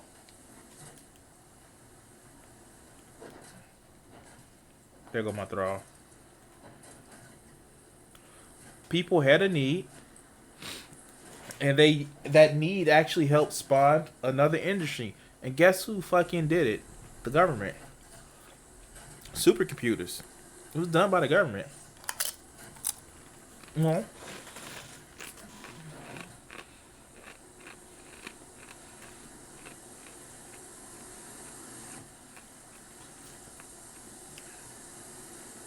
Fucking sandstorm. But let's continue. Gene, again, you're let me champing at the make bit. two comments. Make two comments to Richard's comment. Again, I like what Richard just said. Again, go for it. I only mentioned the kibbutzim because obviously the kibbutzim were a well-known socialist phenomenon. It didn't work out. Mondragon did.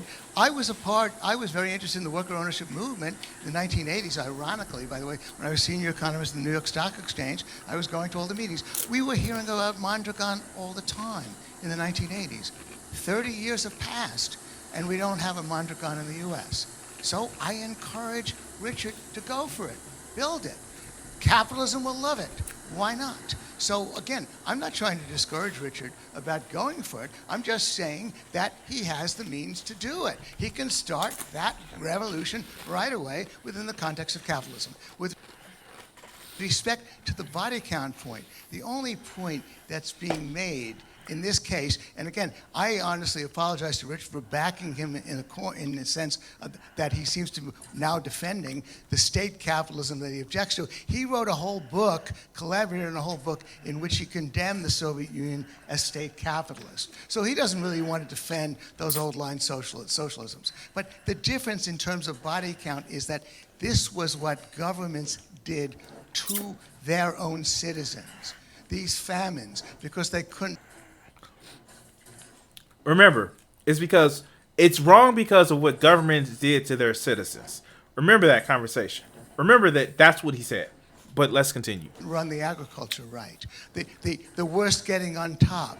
Lunatic sociopaths like Joe Stalin and Mao Zedong and Pol Pot taking over. And murdering Donald Trump. Their own people either through the sin of commission or omission.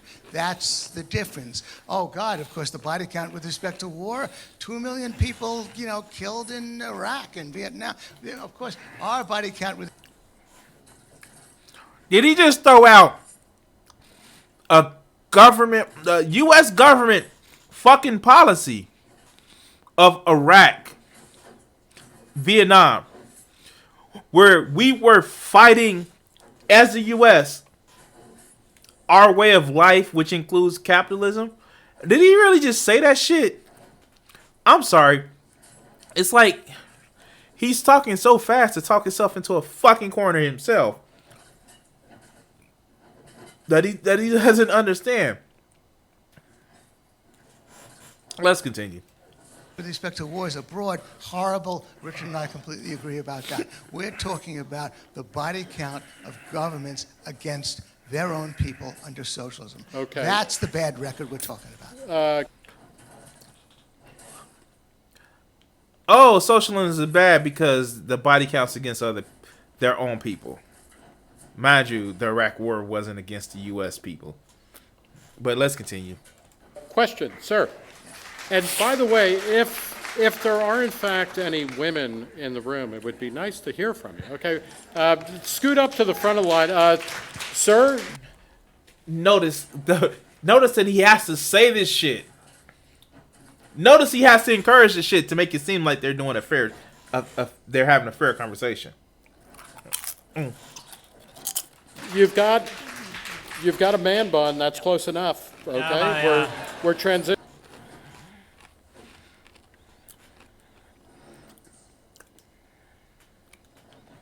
People say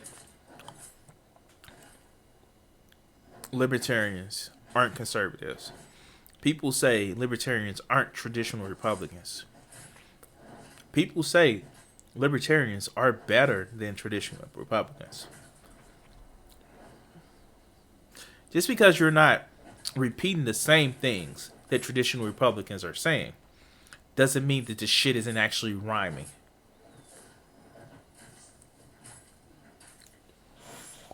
But let's see. Positioning here. I do identify as male, and I suspect I will continue to do so. I hope that doesn't disappoint Fair enough. anybody Okay, here. ask your question. Thank you very much to both of you. This has been very thought-provoking. I have two short questions, primarily Just for Gene, ask but one. Richard. Pick what. This is Sophie's choice time. Notice he's throwing out these obviously inflammatory conversation. This is Sophie's choice. And if you don't know, Sophie's choice was a story about, abortion and shit like that. This inflammatory bullshit.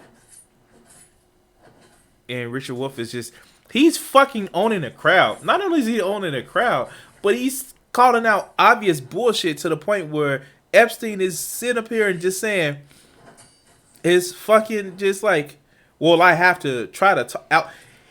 He's like Ben Shapiro 0.7, like basically. He's the beta test model. Beta. He's the beta test model of Ben Shapiro. I'm sorry. Wait, if he's the beta of a beta of Ben Shapiro, like, does that make him pre-alpha? I don't know, but let's continue. Pick one of those questions, because the other one's not going to make it. Is economic growth ever undesirable, i.e., does it ever lead to increased suffering either domestically or abroad? And what are we going to do with AI when it happens in about 20 or 30 years and nobody has jobs? Very good, sir. Okay, either of you. Richard? Absolutely. We do not prioritize, or we ought not, if that's your question, to prioritize economic growth as if it's a unidimensional plus. It can be, as we learned from ecological sensitivities built up over the last 30 years, that it can be a very dangerous and negative phenomenon. But in a society that allows the decision of what to produce and what to invest in to be done on the basis of a private profit calculation, you are hardly in a position to bring in all of those other issues that have to be dealt with. I remember in my education, I was taught a bizarre language which gives it away, that we should remember, our teachers told us, externalities. What a wonderful term. Something that isn't central to what we're dealing with. It's an externality, only slowly to discover that the externality can be more negative than what's internal is positive. So let's just address the question and the first part of the answer. We live on a finite planet. There are certain resources that are fucking finite. Ironically, money is not finite. It's a constructed thing. It's constructed because it's constructed off of value. Basically, what is the value of you doing a day's worth of labor for some shit that I may need, like a house, food, clothing. And a way of having that fluid, a better system of value is through money. And we tried different systems. We tried the barter system. We tried this and that system. So we found out that money is actually the best fluid way of actually doing it. The problem is where people says, hey, I got an idea. Let's make more money off of speculation or the thought that costs will never go higher. That's where a lot of this shit comes from. That's where a lot of the fucking problem comes from when it comes from not that money is a thing and people have possessions, is that people are looking to advance more on the principle of having money versus actually producing. And that always looking for growth and always looking for a way of fucking making sure that, you know, you always see infinite increases no matter what it is, or it should always be infinite increases no matter what it is a problem. And that starts ignoring some of the things, as Richard Wolff was actually getting into, like, you know, harm of the environment. That's an externality that has more negatives than it does fucking positives in burning fucking fossil fuels.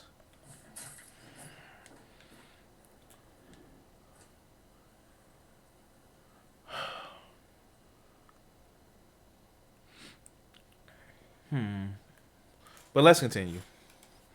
30 Capitalism sanctifies the profit motive. The socialism alternative has always said profit is one among a whole range of objectives, and no decisions should be made based on any one when all the others are equally important to the quality of life. Thank you. Jane? Well, I guess then I won't answer the question about artificial intelligence, since that was the second question. Again, obviously, excuse me? Well, can I answer both questions? I don't know what. Answer one. Okay. Well, I got the moderator. We got to rules. leave some people behind. We'll talk later, sir. Okay. It'll be fun to talk about AI. But with respect to economic growth, again. First of all, no. There's obviously I am an individual. I'm a libertarian. I don't believe there's anything the least bit sacred about economic growth. If people, basically, by the way, if we all decided that we would prefer to work 20 hours a week, then that labor-leisure choice would begin to prevail. Capitalists would only get us to work for them. We'd be willing to only work part-time. And we'd say, we'll work for a little bit less so that it's advantageous to employ two of us for 20 hours a week rather than one person for 40. So then we would have a diminution of resources. We would have a shrinkage of the economy. No. Fuck no. No.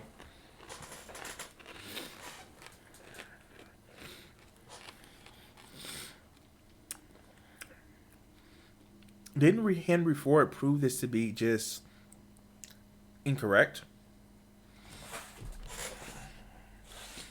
He paid people more and worked them less.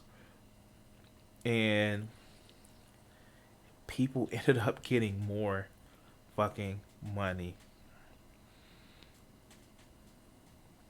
throughout their profits. That's what happened.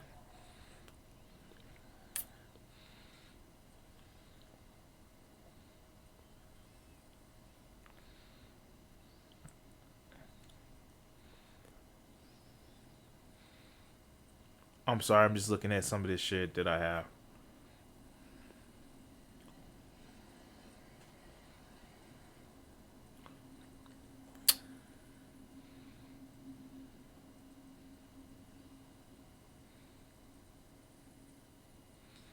Havoc and malice. Okay. But yeah, no, that's bullshit. But let's continue. We're wrapping this up. Oh fuck! I still got 28 minutes. Let them talk a little bit more. Wonderful. Why not? If people only want to work 20 hours a week, then we can compete. We can compete. I perhaps want to explain to Richard, because the simple math is that if full-time workers get $20 an hour, then we'll just work for $18 part-time. They'll get two of us for less. So therefore, we can opt for living less. We make those choices all the time. What's a Jewish lawyer? A kid who couldn't get into medical school. Well, I'm Jewish.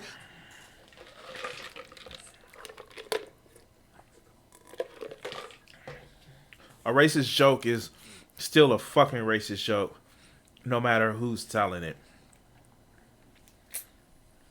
I didn't become a lawyer or a doctor. I chose to be a sloppy-ass journalist. I dropped out. So therefore, we make those choices all the time. It's an individual choice. There is nothing sacred about economic growth. With respect to diseconomy, externalities, we are individuals. We have individual freedom. You can't throw garbage on your neighbor's lawn, however. My right to move my fist stops at your chin.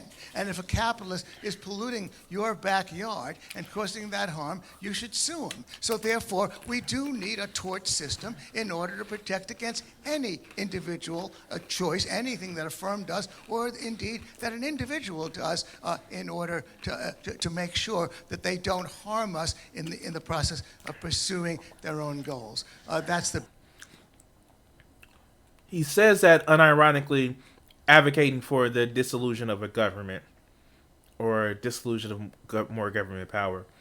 He says that unironically while saying that fucking socialism is bad because, those damn dirty people poor people at the bottom, well, they don't know what they fucking really want, and they can't take the time to go to meetings to actually increase their self-determination, but they have the time and the money to sue.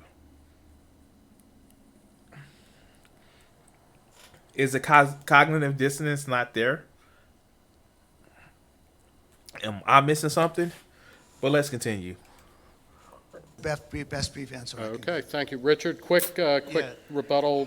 I really find it extraordinary, this sort of commentary. If we would like to work only shorter hours. The history of capitalism is the history of the struggle of the mass of working people to reduce the length of the working day from the 16 hours it was in early capitalism in England to 14, to 12, to 10, to 8. It's been a struggle at every point. Capitalists driving people, children as well as adults, to work incredible hours, workers having to mobilize and fight. This is not a matter of the libertarian notion, let's just choose. That's not the way the world worked. It hasn't worked that way in the past, and it doesn't work now. That's a system that imposed those struggles and all the suffering that went into it until people said, no more. We won't work that many hours. We won't let you have our children when they're 6. That's the history of capitalism, and we're not even counting all the injuries and all the deaths in that game of counting human suffering from a system. I suggest that Richard read a book called by Stanley Lebergott, which is a whole history of the labor markets, of the capitalist markets, and it's got a lot of good facts in it. Now, I believe that one of the things that Richard should try to answer is how was there a whole lot of progress? Why was there so much immense progress by laborers from 1870 to 1925? Because workers band together to make sure that they all were treated equally and fairly and got more shit. And notice he said 1925. He's not going to mention Roosevelt. He's not going to mention the New Deal. Well, the government came in with governmental power after listening to, as Richard Wolff always says, the communists, the socialists, the trade unions, that says, told Roosevelt, like, you better change because you're fucking up. But let's continue. Or indeed, he says that wages were rising for decades, and the unions statistically were negligible. Government was on. May I finish? Wasn't on the. No, I want to end with one fact. There was a 49-hour work week. Capitalists have 49-hour work week as of the 1920s as labor got shows. The work week fell. The work week fell because in order to get workers to work for you, to bid for workers, their labor leisure choice was such that they wanted. There is a Marxist myth that there is an inequality, no equality between bargaining between laborers and workers. Well, that's belied by about 100 years of history. Okay. Wait, what? What the fuck? This is not a myth. When you destroyed labor unions, more people were being paid less for the more work that they were doing. Let's continue. Before unions became the least bit of a presence in this economy. Thank you. Okay. Ma'am, please, question. We're currently in an opioid crisis, and the World Health Organization ranks our healthcare system 37th in the world. Do you think it's still possible for our current system to fix this, and how would you, using socialism, fix this? Okay. Richard, I guess take the first whack at that. Sure. One of the charming features of the capitalist system has been the endless effort on the part of virtually all capitalists to try to get more than the normal surplus out of their workers, the difference between the value added by a worker and what the employer pays the worker, that normal surplus, if you like. They've always tried to do better by controlling the market, or what we used to call monopolization, becoming strong enough to jack the price even higher to make more profits. And one of the ways you do that is to control a market. In this country, one of the most successful examples is the medical industrial complex. 4 industries that work together: the insurers, the drug companies, the doctors, and the hospitals. And the producers of medical devices are with the drugs. They've gotten together and they've produced this situation, A, where we pay more for medical care than any other advanced industrial country, and the quality of our health care is at best mediocre, as the young woman pointed out in our ranking number 37. The solution to the problem in our medical care is not another law, another special federal program, another stop. It is a problem in which you have taken something as important as human health, A, subjected it to the capitalist profit motive, and B, allowed that monopoly to function, to coordinate its behavior, and to rip this society off from A to Z and laugh all the way to the bank. Okay.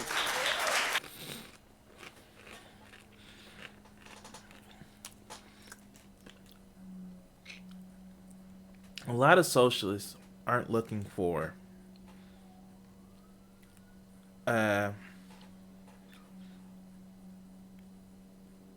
imposing great brand new laws. We just want you to reinforce or enforce laws that are already there.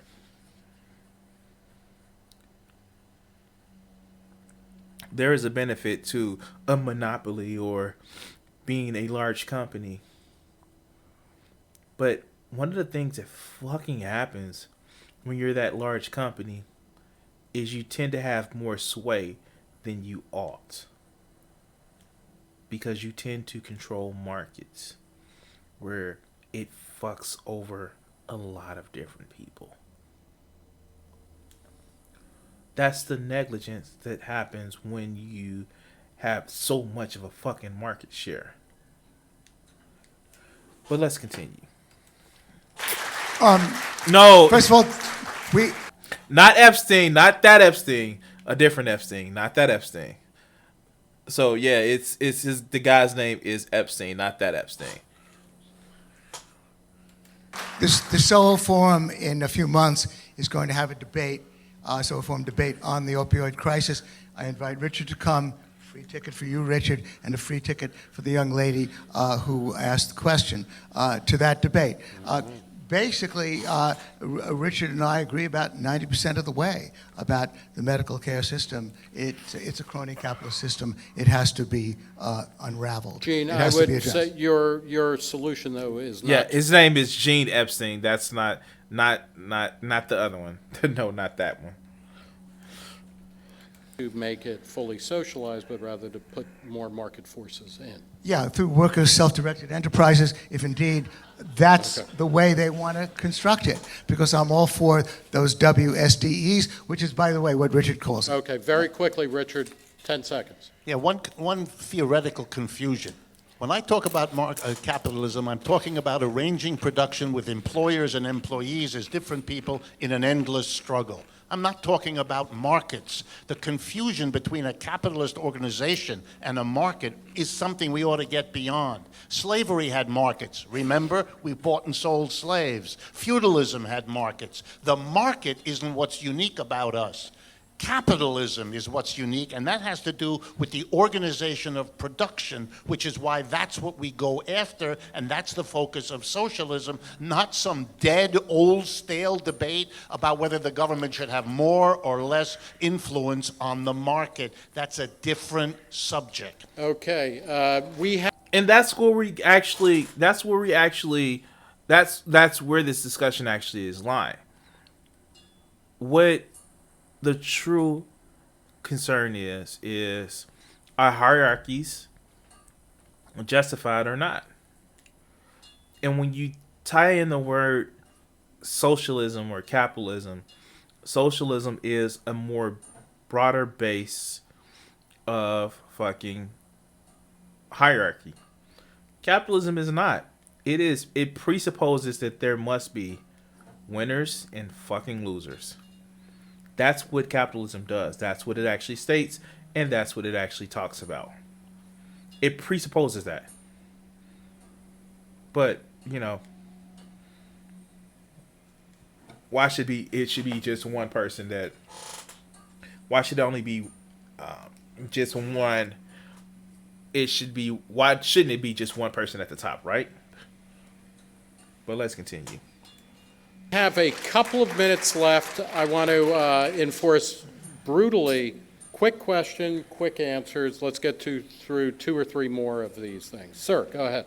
Richard, can you be more specific about what you're advocating, and can you unequivocally say that your vision of socialism will or will not be mandated by the state? Absolutely. Socialism always understood, whatever its moments, whatever its aberrations. If you really want to understand where the notion of the state being powerful came in, a brief summary of the history. In the 19th century... So, one of the things that, and I've said this in my previous videos, remember, if you're watching, like and follow here on Facebook, not Facebook, follow here on Twitch, or like and subscribe to my YouTube channel. The thing about the state is this. People who had money and wealth actually was so worried that, if they didn't have protection, somebody can come and take their shit. Now, the thing about that is, if a state is strong enough to protect your fucking money, then it's strong enough to come and take your money. So, rich people can't live with the state, can't live without the state, and they don't want to fucking pay for the state. That's what the state is. It is a protection bracket for the motherfucking rich. That's what it always has been in a strong state-ran society. The problem is, you have these nasty little thing called poor and working people that have to help facilitate the actual, helping rich people get money. And they in a lot of cases want to have, some sort of security too. And that's where you have the problem. But let's continue. Socialism basically was born. It was the shadow of capitalism. It's capitalism's self-criticism. Whenever there's capitalism, it produces socialism. The notion that you're going to get out of capitalism by somehow eliminating socialism reminds me of what Mark Twain said when he read his obituary in the newspaper. "The reports of my death are greatly exaggerated," he wrote. "The reports of the death of socialism are absurd because capitalism reproduces it." So here's my idea. We don't need the state because the whole role is to transform the base of society.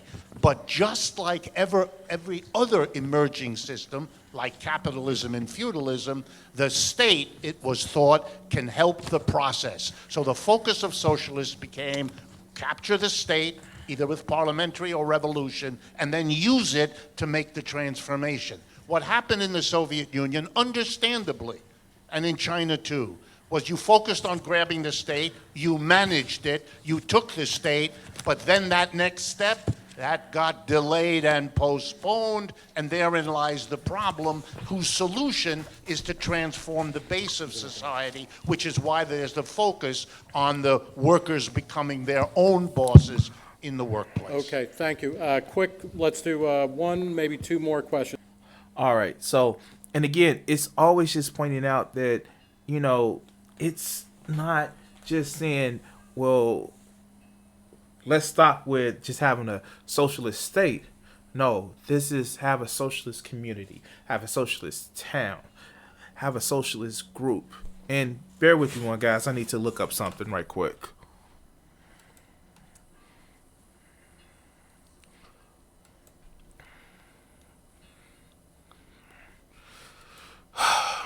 Yeah.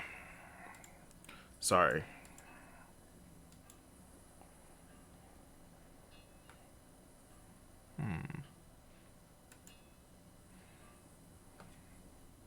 I have to look up something. What is that?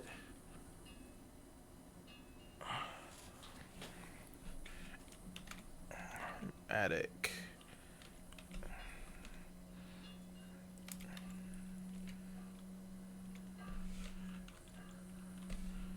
All right, cool.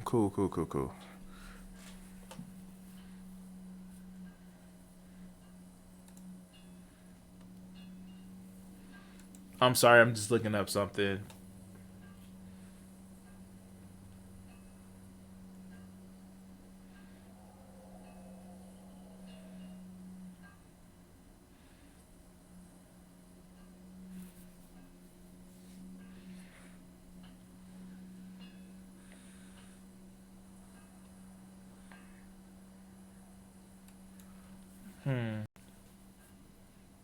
Karmatic.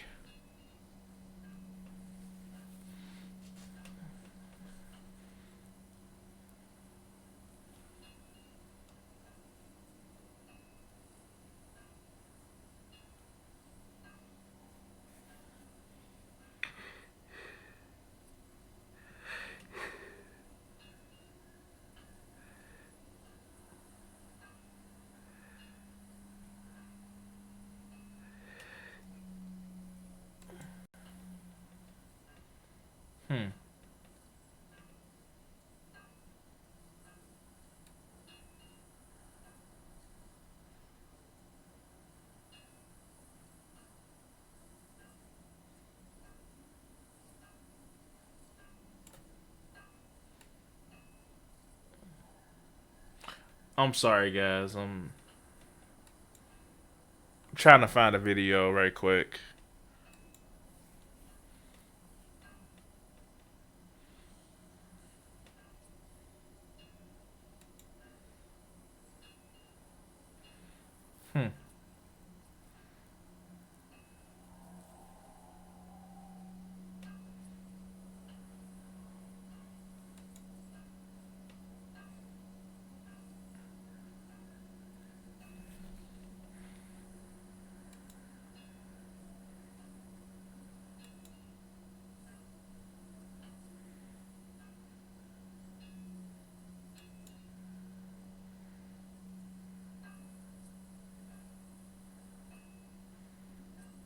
Gas. I might have bugged it out. Oh, it's still counting. Maybe I have to get out of it first.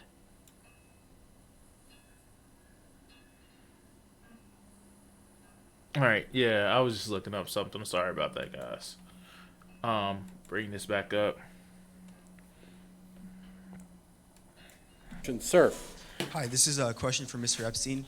I was just wondering, are federal domestic taxes the only major way to fund federal spending? Repeat the question, I'm sorry? Are federal domestic taxes the only major way to fund federal spending? Are federal domestic taxes the only way, Or just taxes? major way to fund? Yeah. Well, empirically, no. I mean, a lot of federal spending comes from printing money from the Federal Reserve, and obviously a lot of federal spending comes from borrowing money. So here's the thing. These are the same motherfuckers that was talking about when Dick Cheney says there's no such thing as deficits. Was okay with that. But the minute somebody spend money for the fucking American public, then it's a fucking problem. And it wasn't even the American public. It was for rich motherfuckers to make sure that they don't, take the monies in banks. Well, Okay, we have time for one final question. We've got a couple of kibitzers over here. Okay, ask a quick question. No, you're not paying for this microphone. Okay, no, I know. Well, Reagan, take Do I get a hike here. to ask a question now? Yeah, please Thank ask. you. My question is, if we're talking about economics, how can we have a debate about which system is better?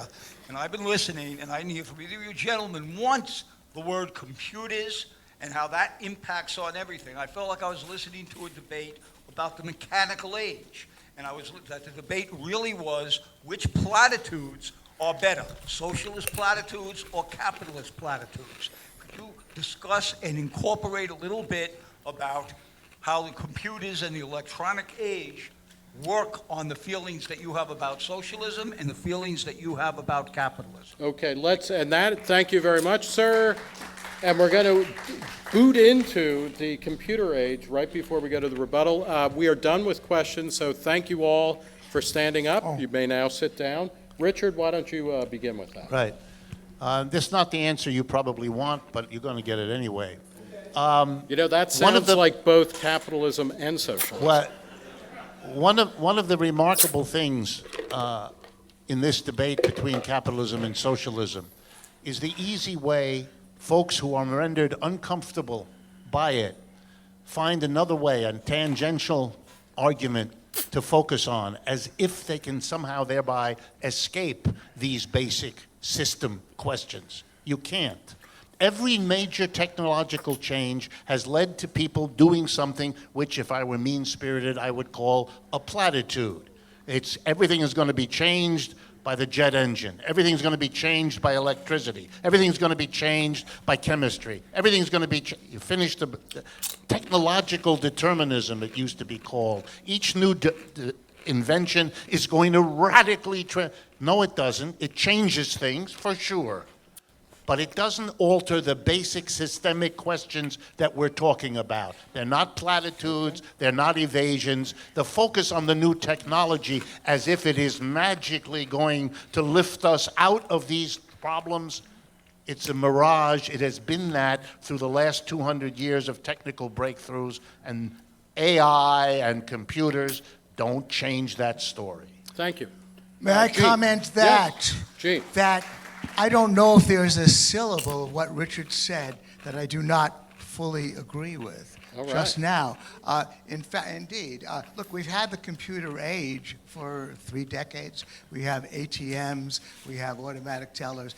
Wants are infinite, and as Richard is indeed is absolutely correct in saying, the way we run our economy is the way we run our economy.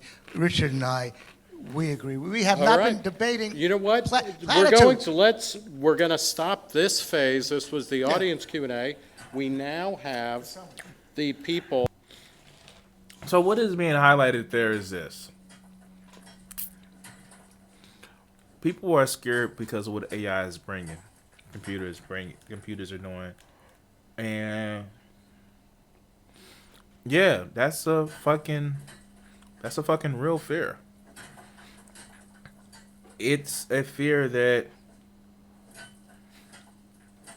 everybody should actually share.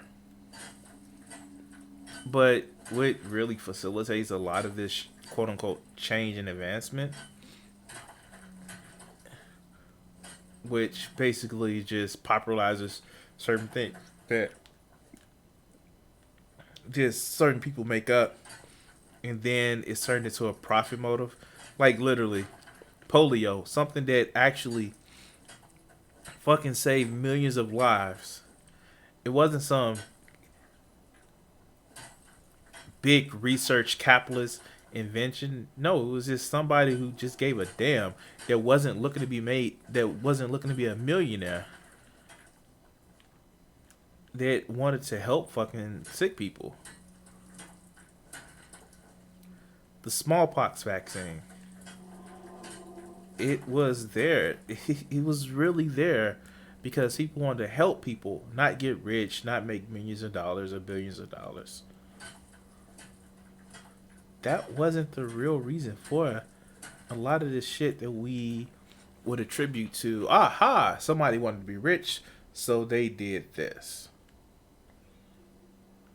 That's not at all what this shit that made advances in science and technology was about. Did they want prestige? Yeah, if you want to say people wanted to put their name on something, not to be rich, but to say, I did this shit, that's something different.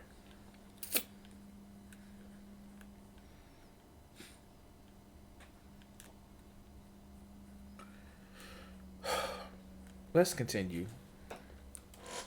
The two debaters, Richard Wolff and Gene Epstein, going into their final statements. They each have 7.5 minutes.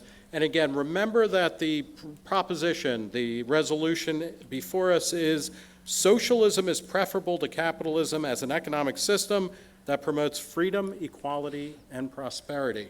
Richard Wolff, you have 7.5 minutes to seal the deal.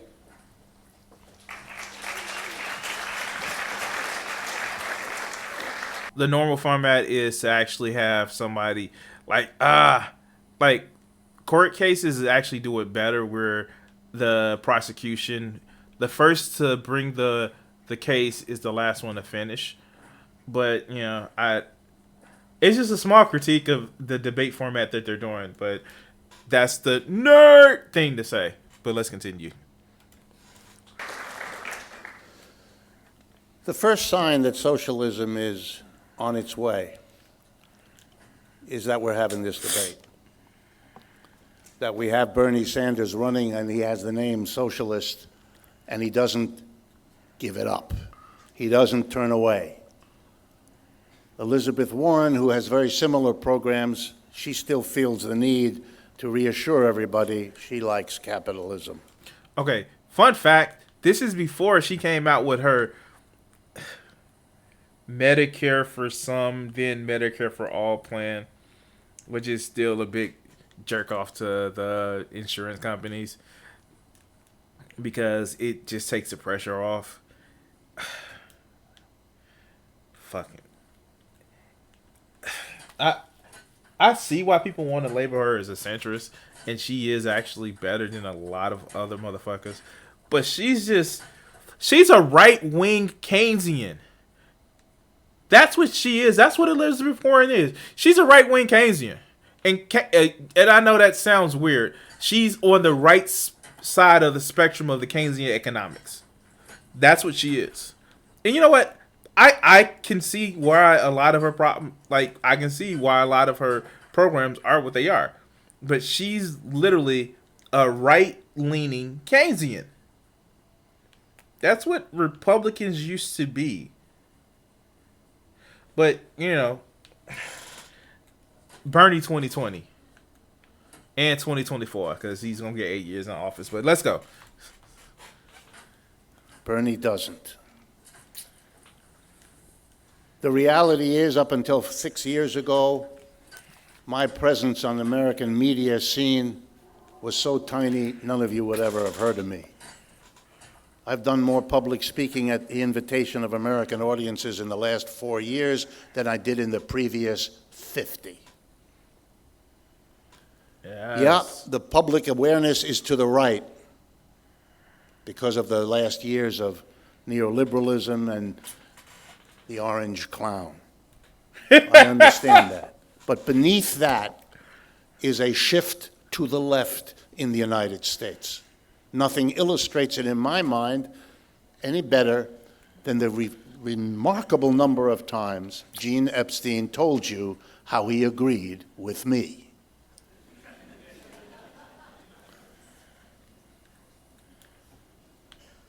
I don't run away from the label socialist, and I don't run away from the label Marxist either.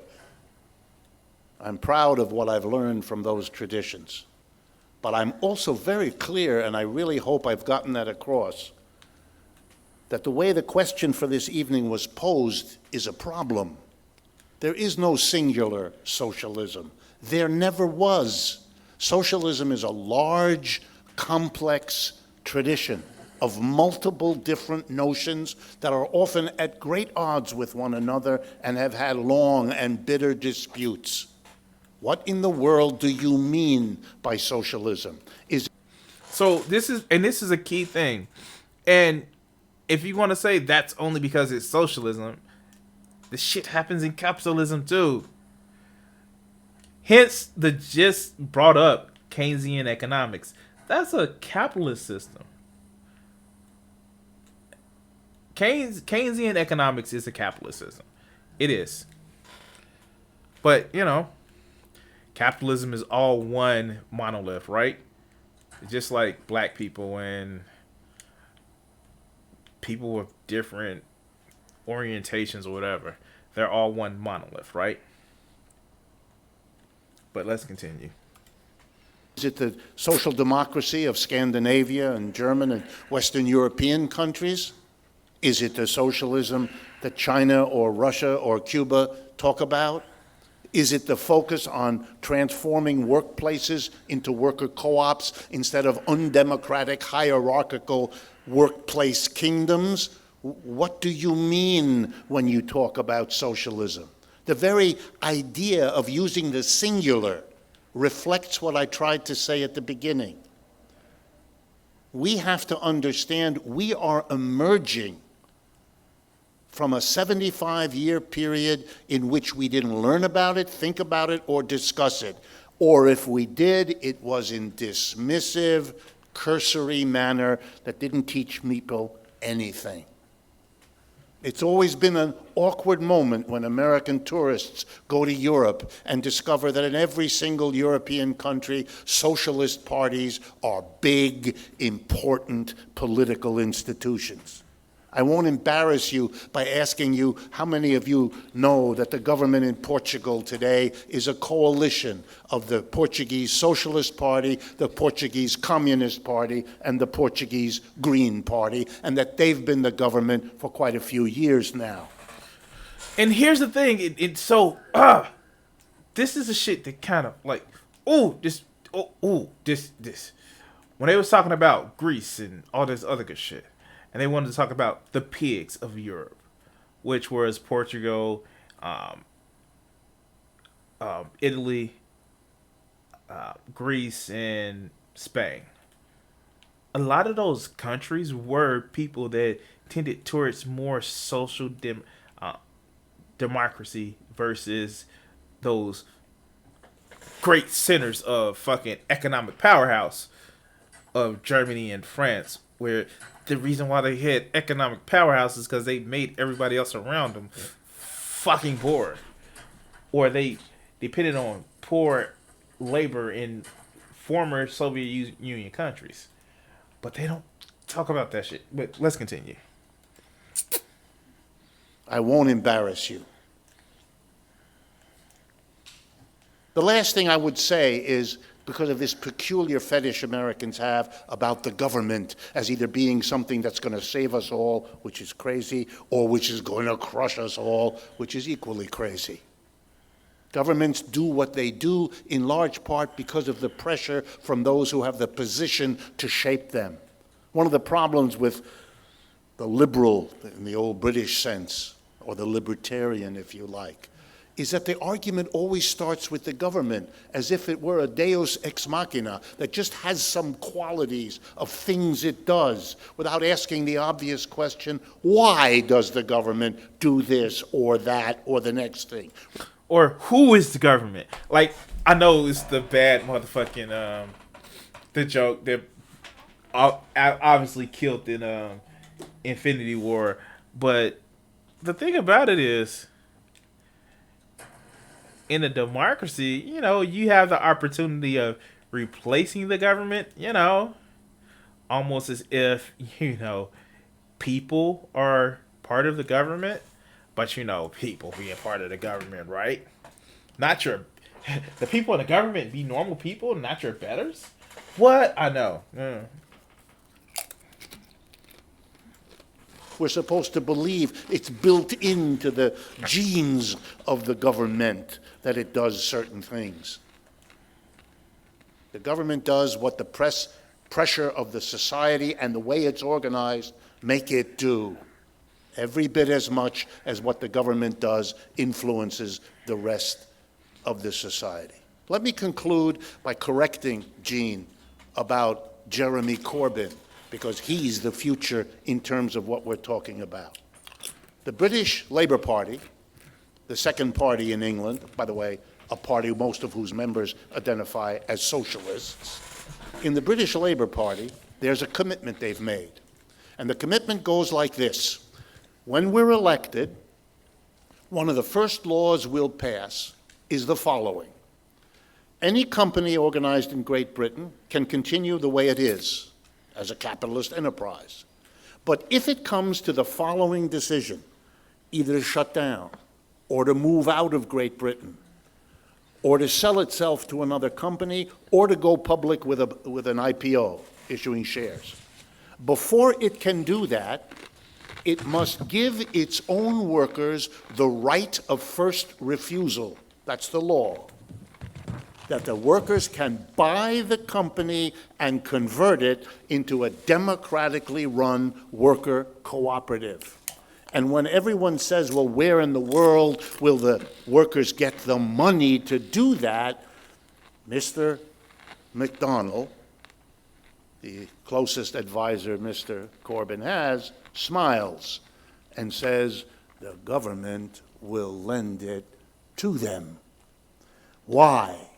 Because for the British people to have freedom of choice between a capitalist, undemocratic enterprise on the one hand and a worker co-op democratic enterprise on the other, they have to have some experience of what they're like, both to buy from and to work in. And the only way they can have that experience so they can choose freely between them or what mix they want of them is if there's a sector that they can buy from and work at. So we, as the leaders of Britain, have to create the sector so that the free choice of our people between systems can finally happen.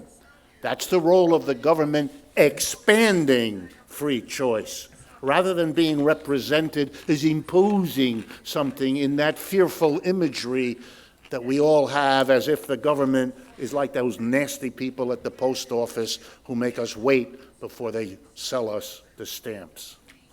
So, the thing about it is, you actually see it. It's just like they want to, if people that identify with socialism actually had the same mentality that you see with fucking capitalism, they will say these many people die of starvation each year because capitalism doesn't feel that they should actually just give free food away to free people. These people actually have to eat shitty food, like fucking flat press high fructose corn syrup, in order to make sure they have subsistence, because more naturally grown food is too motherfucking expensive. These people who are fucking capitalists, they are cutting down a rainforest to help get more land for cows to graze. You know, cold fucking capitalists, right? Well, let's continue. Thank you.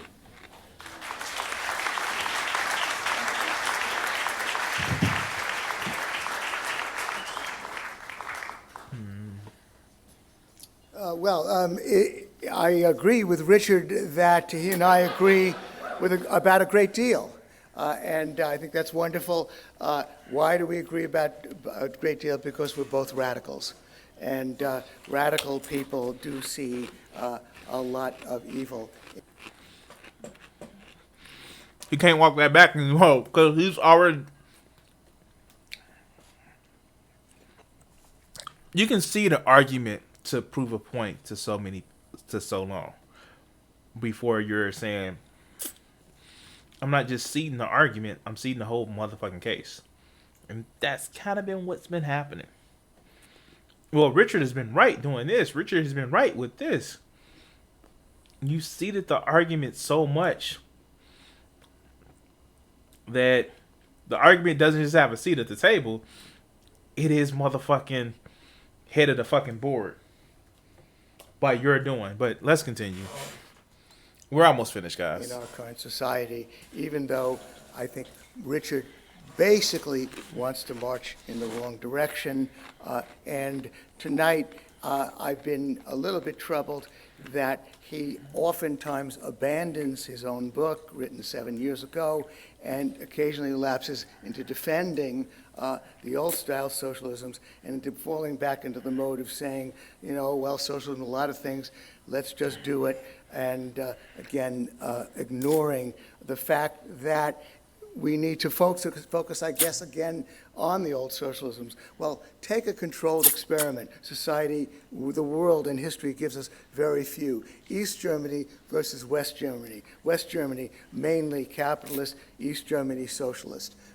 Impoverished in East Germany under the foot of the Stasis. In West Germany, capitalist, much more affluent, much more comfortable with democratic society. North Korea versus South Korea. I needn't elaborate on the differences there. North Korea is an example, not effectively, is an example of just state capitalism where one person sits as emperor, god, king over everything else. My God, this man has literally convinced people that he has no anus. So when he eats food, it just magically disappears. That's not saying you have power. Workers have power. It's one person has power.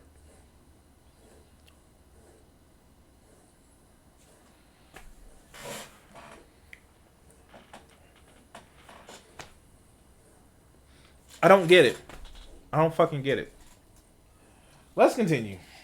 Almost done with this shit. Taiwan and Hong Kong versus most of China until China began to go capitalist. So we have the record staring us in the face of the awful failures of these societies. So we want to say goodbye to all that. They were disasters. Then we have the social democracies of Europe. Maybe that's a waste of time to talk about because they are, for the most part, capitalist anyway. But then we cite the Scandinavian countries, even though Norway is a country of 5 million people sitting on a huge oil well, basically selling oil to the rest of the world, and by the way, apparently worsening global warming in the process. But we want to defend Norway.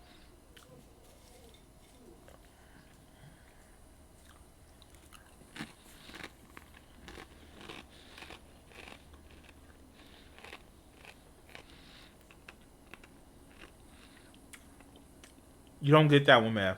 You don't. Because basically what you just said was that because reasons.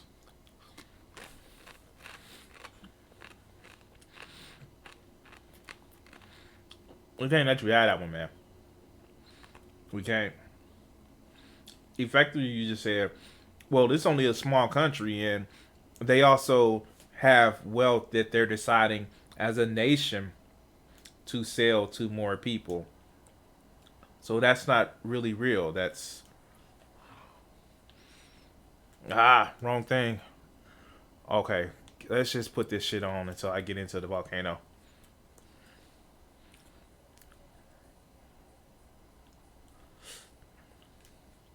Oh shit. Okay, there it goes. Ah. But yeah, no, let's go. Away in Denmark. Well, let's not cherry pick. Let's look at the whole range of economies and the experience in Europe, and let's include Portugal, Spain, Italy, Greece, where it's gone very badly. The average is very, very unimpressive. They used to talk about Eurosclerosis, very troubled economies by and large. So we want to say goodbye to all that. So now, again, I want to take Richard literally and talk about his work as self-directed enterprises. Well, I imagine when you hear him saying employees becoming their own bosses, well, you know, there are millions of people who are their own bosses. No, I didn't make that up. Richard didn't make that up. Form a co-op, a family-run business. All of those things are possible under socialism. And the problem that Richard faces is that by and large, it hasn't caught on. Maybe it has hope. So now Richard is resorting to cheering on out of desperation, out of, unfortunately, not taking seriously the fact that you want to work. There are people, by the way, who still are fostering worker democracy. I met a lot of those people. They want to start these firms. They want to run it that way. They think it's better. People are happier doing it. Wonderful, let's do it. So now Richard is championing the plan of Jeremy Corbyn, where the government is going to start lending money on advantageous terms to companies that want to go worker self-directed enterprise. How advantageous is that going to be? Jeremy Corbyn, a very ambitious politician, who, by the way, is on record as admiring a lot of hard-fisted strongmen like Hugo Chavez and his successor Nicolas Maduro. He might just start giving it away. Capitalists may start selling these firms to people. Again, Richard is looking for the top-down solution to a bottom-up revolution. And I implore him to abandon all that and go the capitalist route with his plans. Now, then, finally, I tried to take seriously what he wrote in his book. He wants to socialize finance. He wants to put it under a political thumb. He wants to socialize labor allocation. He wants to... So what I'm still not getting from this conversation is where it's severely socialized. It's, no, we're going to give people an opportunity of, you know, not dying because they're too fucking poor. That seems like it's a benefit and not a fucking hindrance. Am I missing something?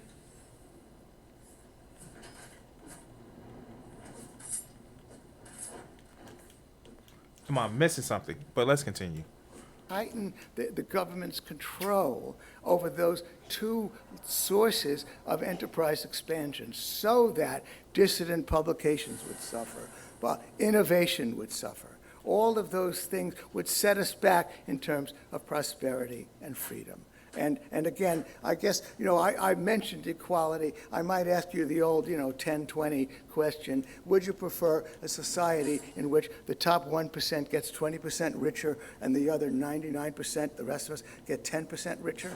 Or would you prefer, that's more inequality, or would you prefer a society in which the top 20% get poorer and the bottom, the top 20% get poorer and the 99% get 10% poorer? We all get poorer, but then since the top 1% is getting 20% poorer, that narrows equality. Well, we want actually, because extremes touch, and Richard and I believe in individual rights, I want people to make their own choices about how they live their lives, the professions they lead, where they want to work, and what they do. And capitalism offers that potential, but it can indeed. You say capitalism offers that potential, but, and you follow it up immediately with a but, because, fuck. It's finding my bedroll, because I forgot I put one down here. But let's continue. Evolve. We do need to free up the housing markets. which are under the thumb of the crony capitalists. We do indeed, and that is hurting poor people, preventing them from moving to high-wage cities like New York and Los Angeles and San Francisco. We need to free up the guild systems that make it hard for poor people to get other kinds of jobs, the licensing system that protects people, that prevents poor people from moving into better jobs. There are a whole lot of radical things we need to do to change our economy, but we need to keep the fundamental freedoms under capitalism. Capitalism, private property, is necessary, although not sufficient, to a free and open society. It's not sufficient because government can always come in and jail you the day after you publish something you don't like, just like Obama tried. But it's necessary. It's necessary because if you give somebody like Obama, some political leader, control over your property, over the means of production, then you make it hard even to function in the first place. You make it hard for Richard to sell his books. You make it hard for the Soho Forum to operate. You make it hard for Jacobin Magazine to operate. And that's why you have to vote against Richard's resolution. But Richard does have an out. Workers, self-directed enterprises, capitalism offers it to you. Richard, I say go for it. Thanks very much.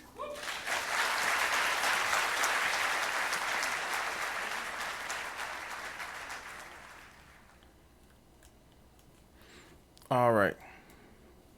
Let's actually go back.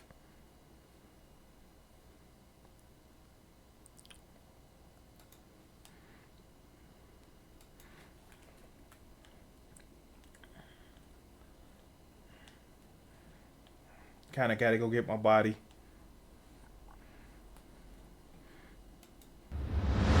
More than Sorry, a blogger. guys. An influencer. With the help of Bluehost's power. Capitalism is Sources of hard for poor people to get other kinds of jobs. The licensing system that protects people, that prevents poor people from moving into better jobs. There are a whole lot of radical things we need to do to change our economy, but we need to keep the fundamental freedoms under capitalism. Capitalism, private property, is necessary, although not sufficient, to a free and open. But it's necessary. It's necessary. Come on, I'm just waiting for the final thing. Somebody like Obama, what's up, some political Mean leader, Beans? Control over your property, over the means of production. Then you make it hard even to function in the Let's first see what place. the poll You is. make it hard for Richard to sell his books. You make it hard for Come the on, Soho come Forum on, come to on. operate. You make it hard for Jacobin Magazine to operate. And that's why you have to vote against Richard's resolution. But Richard does have an out. Workers, self-directed enterprises, capitalism offers it to you. Richard, I say go for it. Thanks very much. I said, what's up, Mean Beans? I'm sorry. All right. So, I'm paying attention to it. I'm sorry. But what I want to actually say is this is what I want to actually show. So, we actually have disagreeing that socialism is preferable versus the other versus this is a disagree. This is the pre-debate the vote. Let's see what the post-debate the vote are they going to put up there. So, it was lost. He lost the debate. But I would actually say this is actually a better, how do I put it? For it to be a libertarian forum, you lost fucking obviously. But for it to be, for someone to actually come in and actually say that, hey, these are the systems in place, and actually fight in a ideology and a enemy battleground ideology, I think it's actually fucking awesome. Now, guys, I've been streaming for almost 3 hours. This is actually rare for me, but I want to thank everybody who's watched. Please like and subscribe or follow on Twitch. Like and subscribe on YouTube. Share my channel, and thank you. Thank you, Mean Beans. I'm sorry I wasn't. I have. Yes, Mean Beans. I said it. If you haven't done it, like, go ahead and actually subscribe to my channel since you're watching on YouTube. But guys, I'm gonna actually take a break, get me something to eat. I have to do some art shit today because I want to actually put more of my art things and have prints available on my Etsy store. So thanks everybody who's watched. I'm going to be streaming on Facebook on Crimson 60620 PS4 Gaming tonight, just for a little bit. Probably doing some I don't know what gameplay I'm going to be doing, but probably doing some more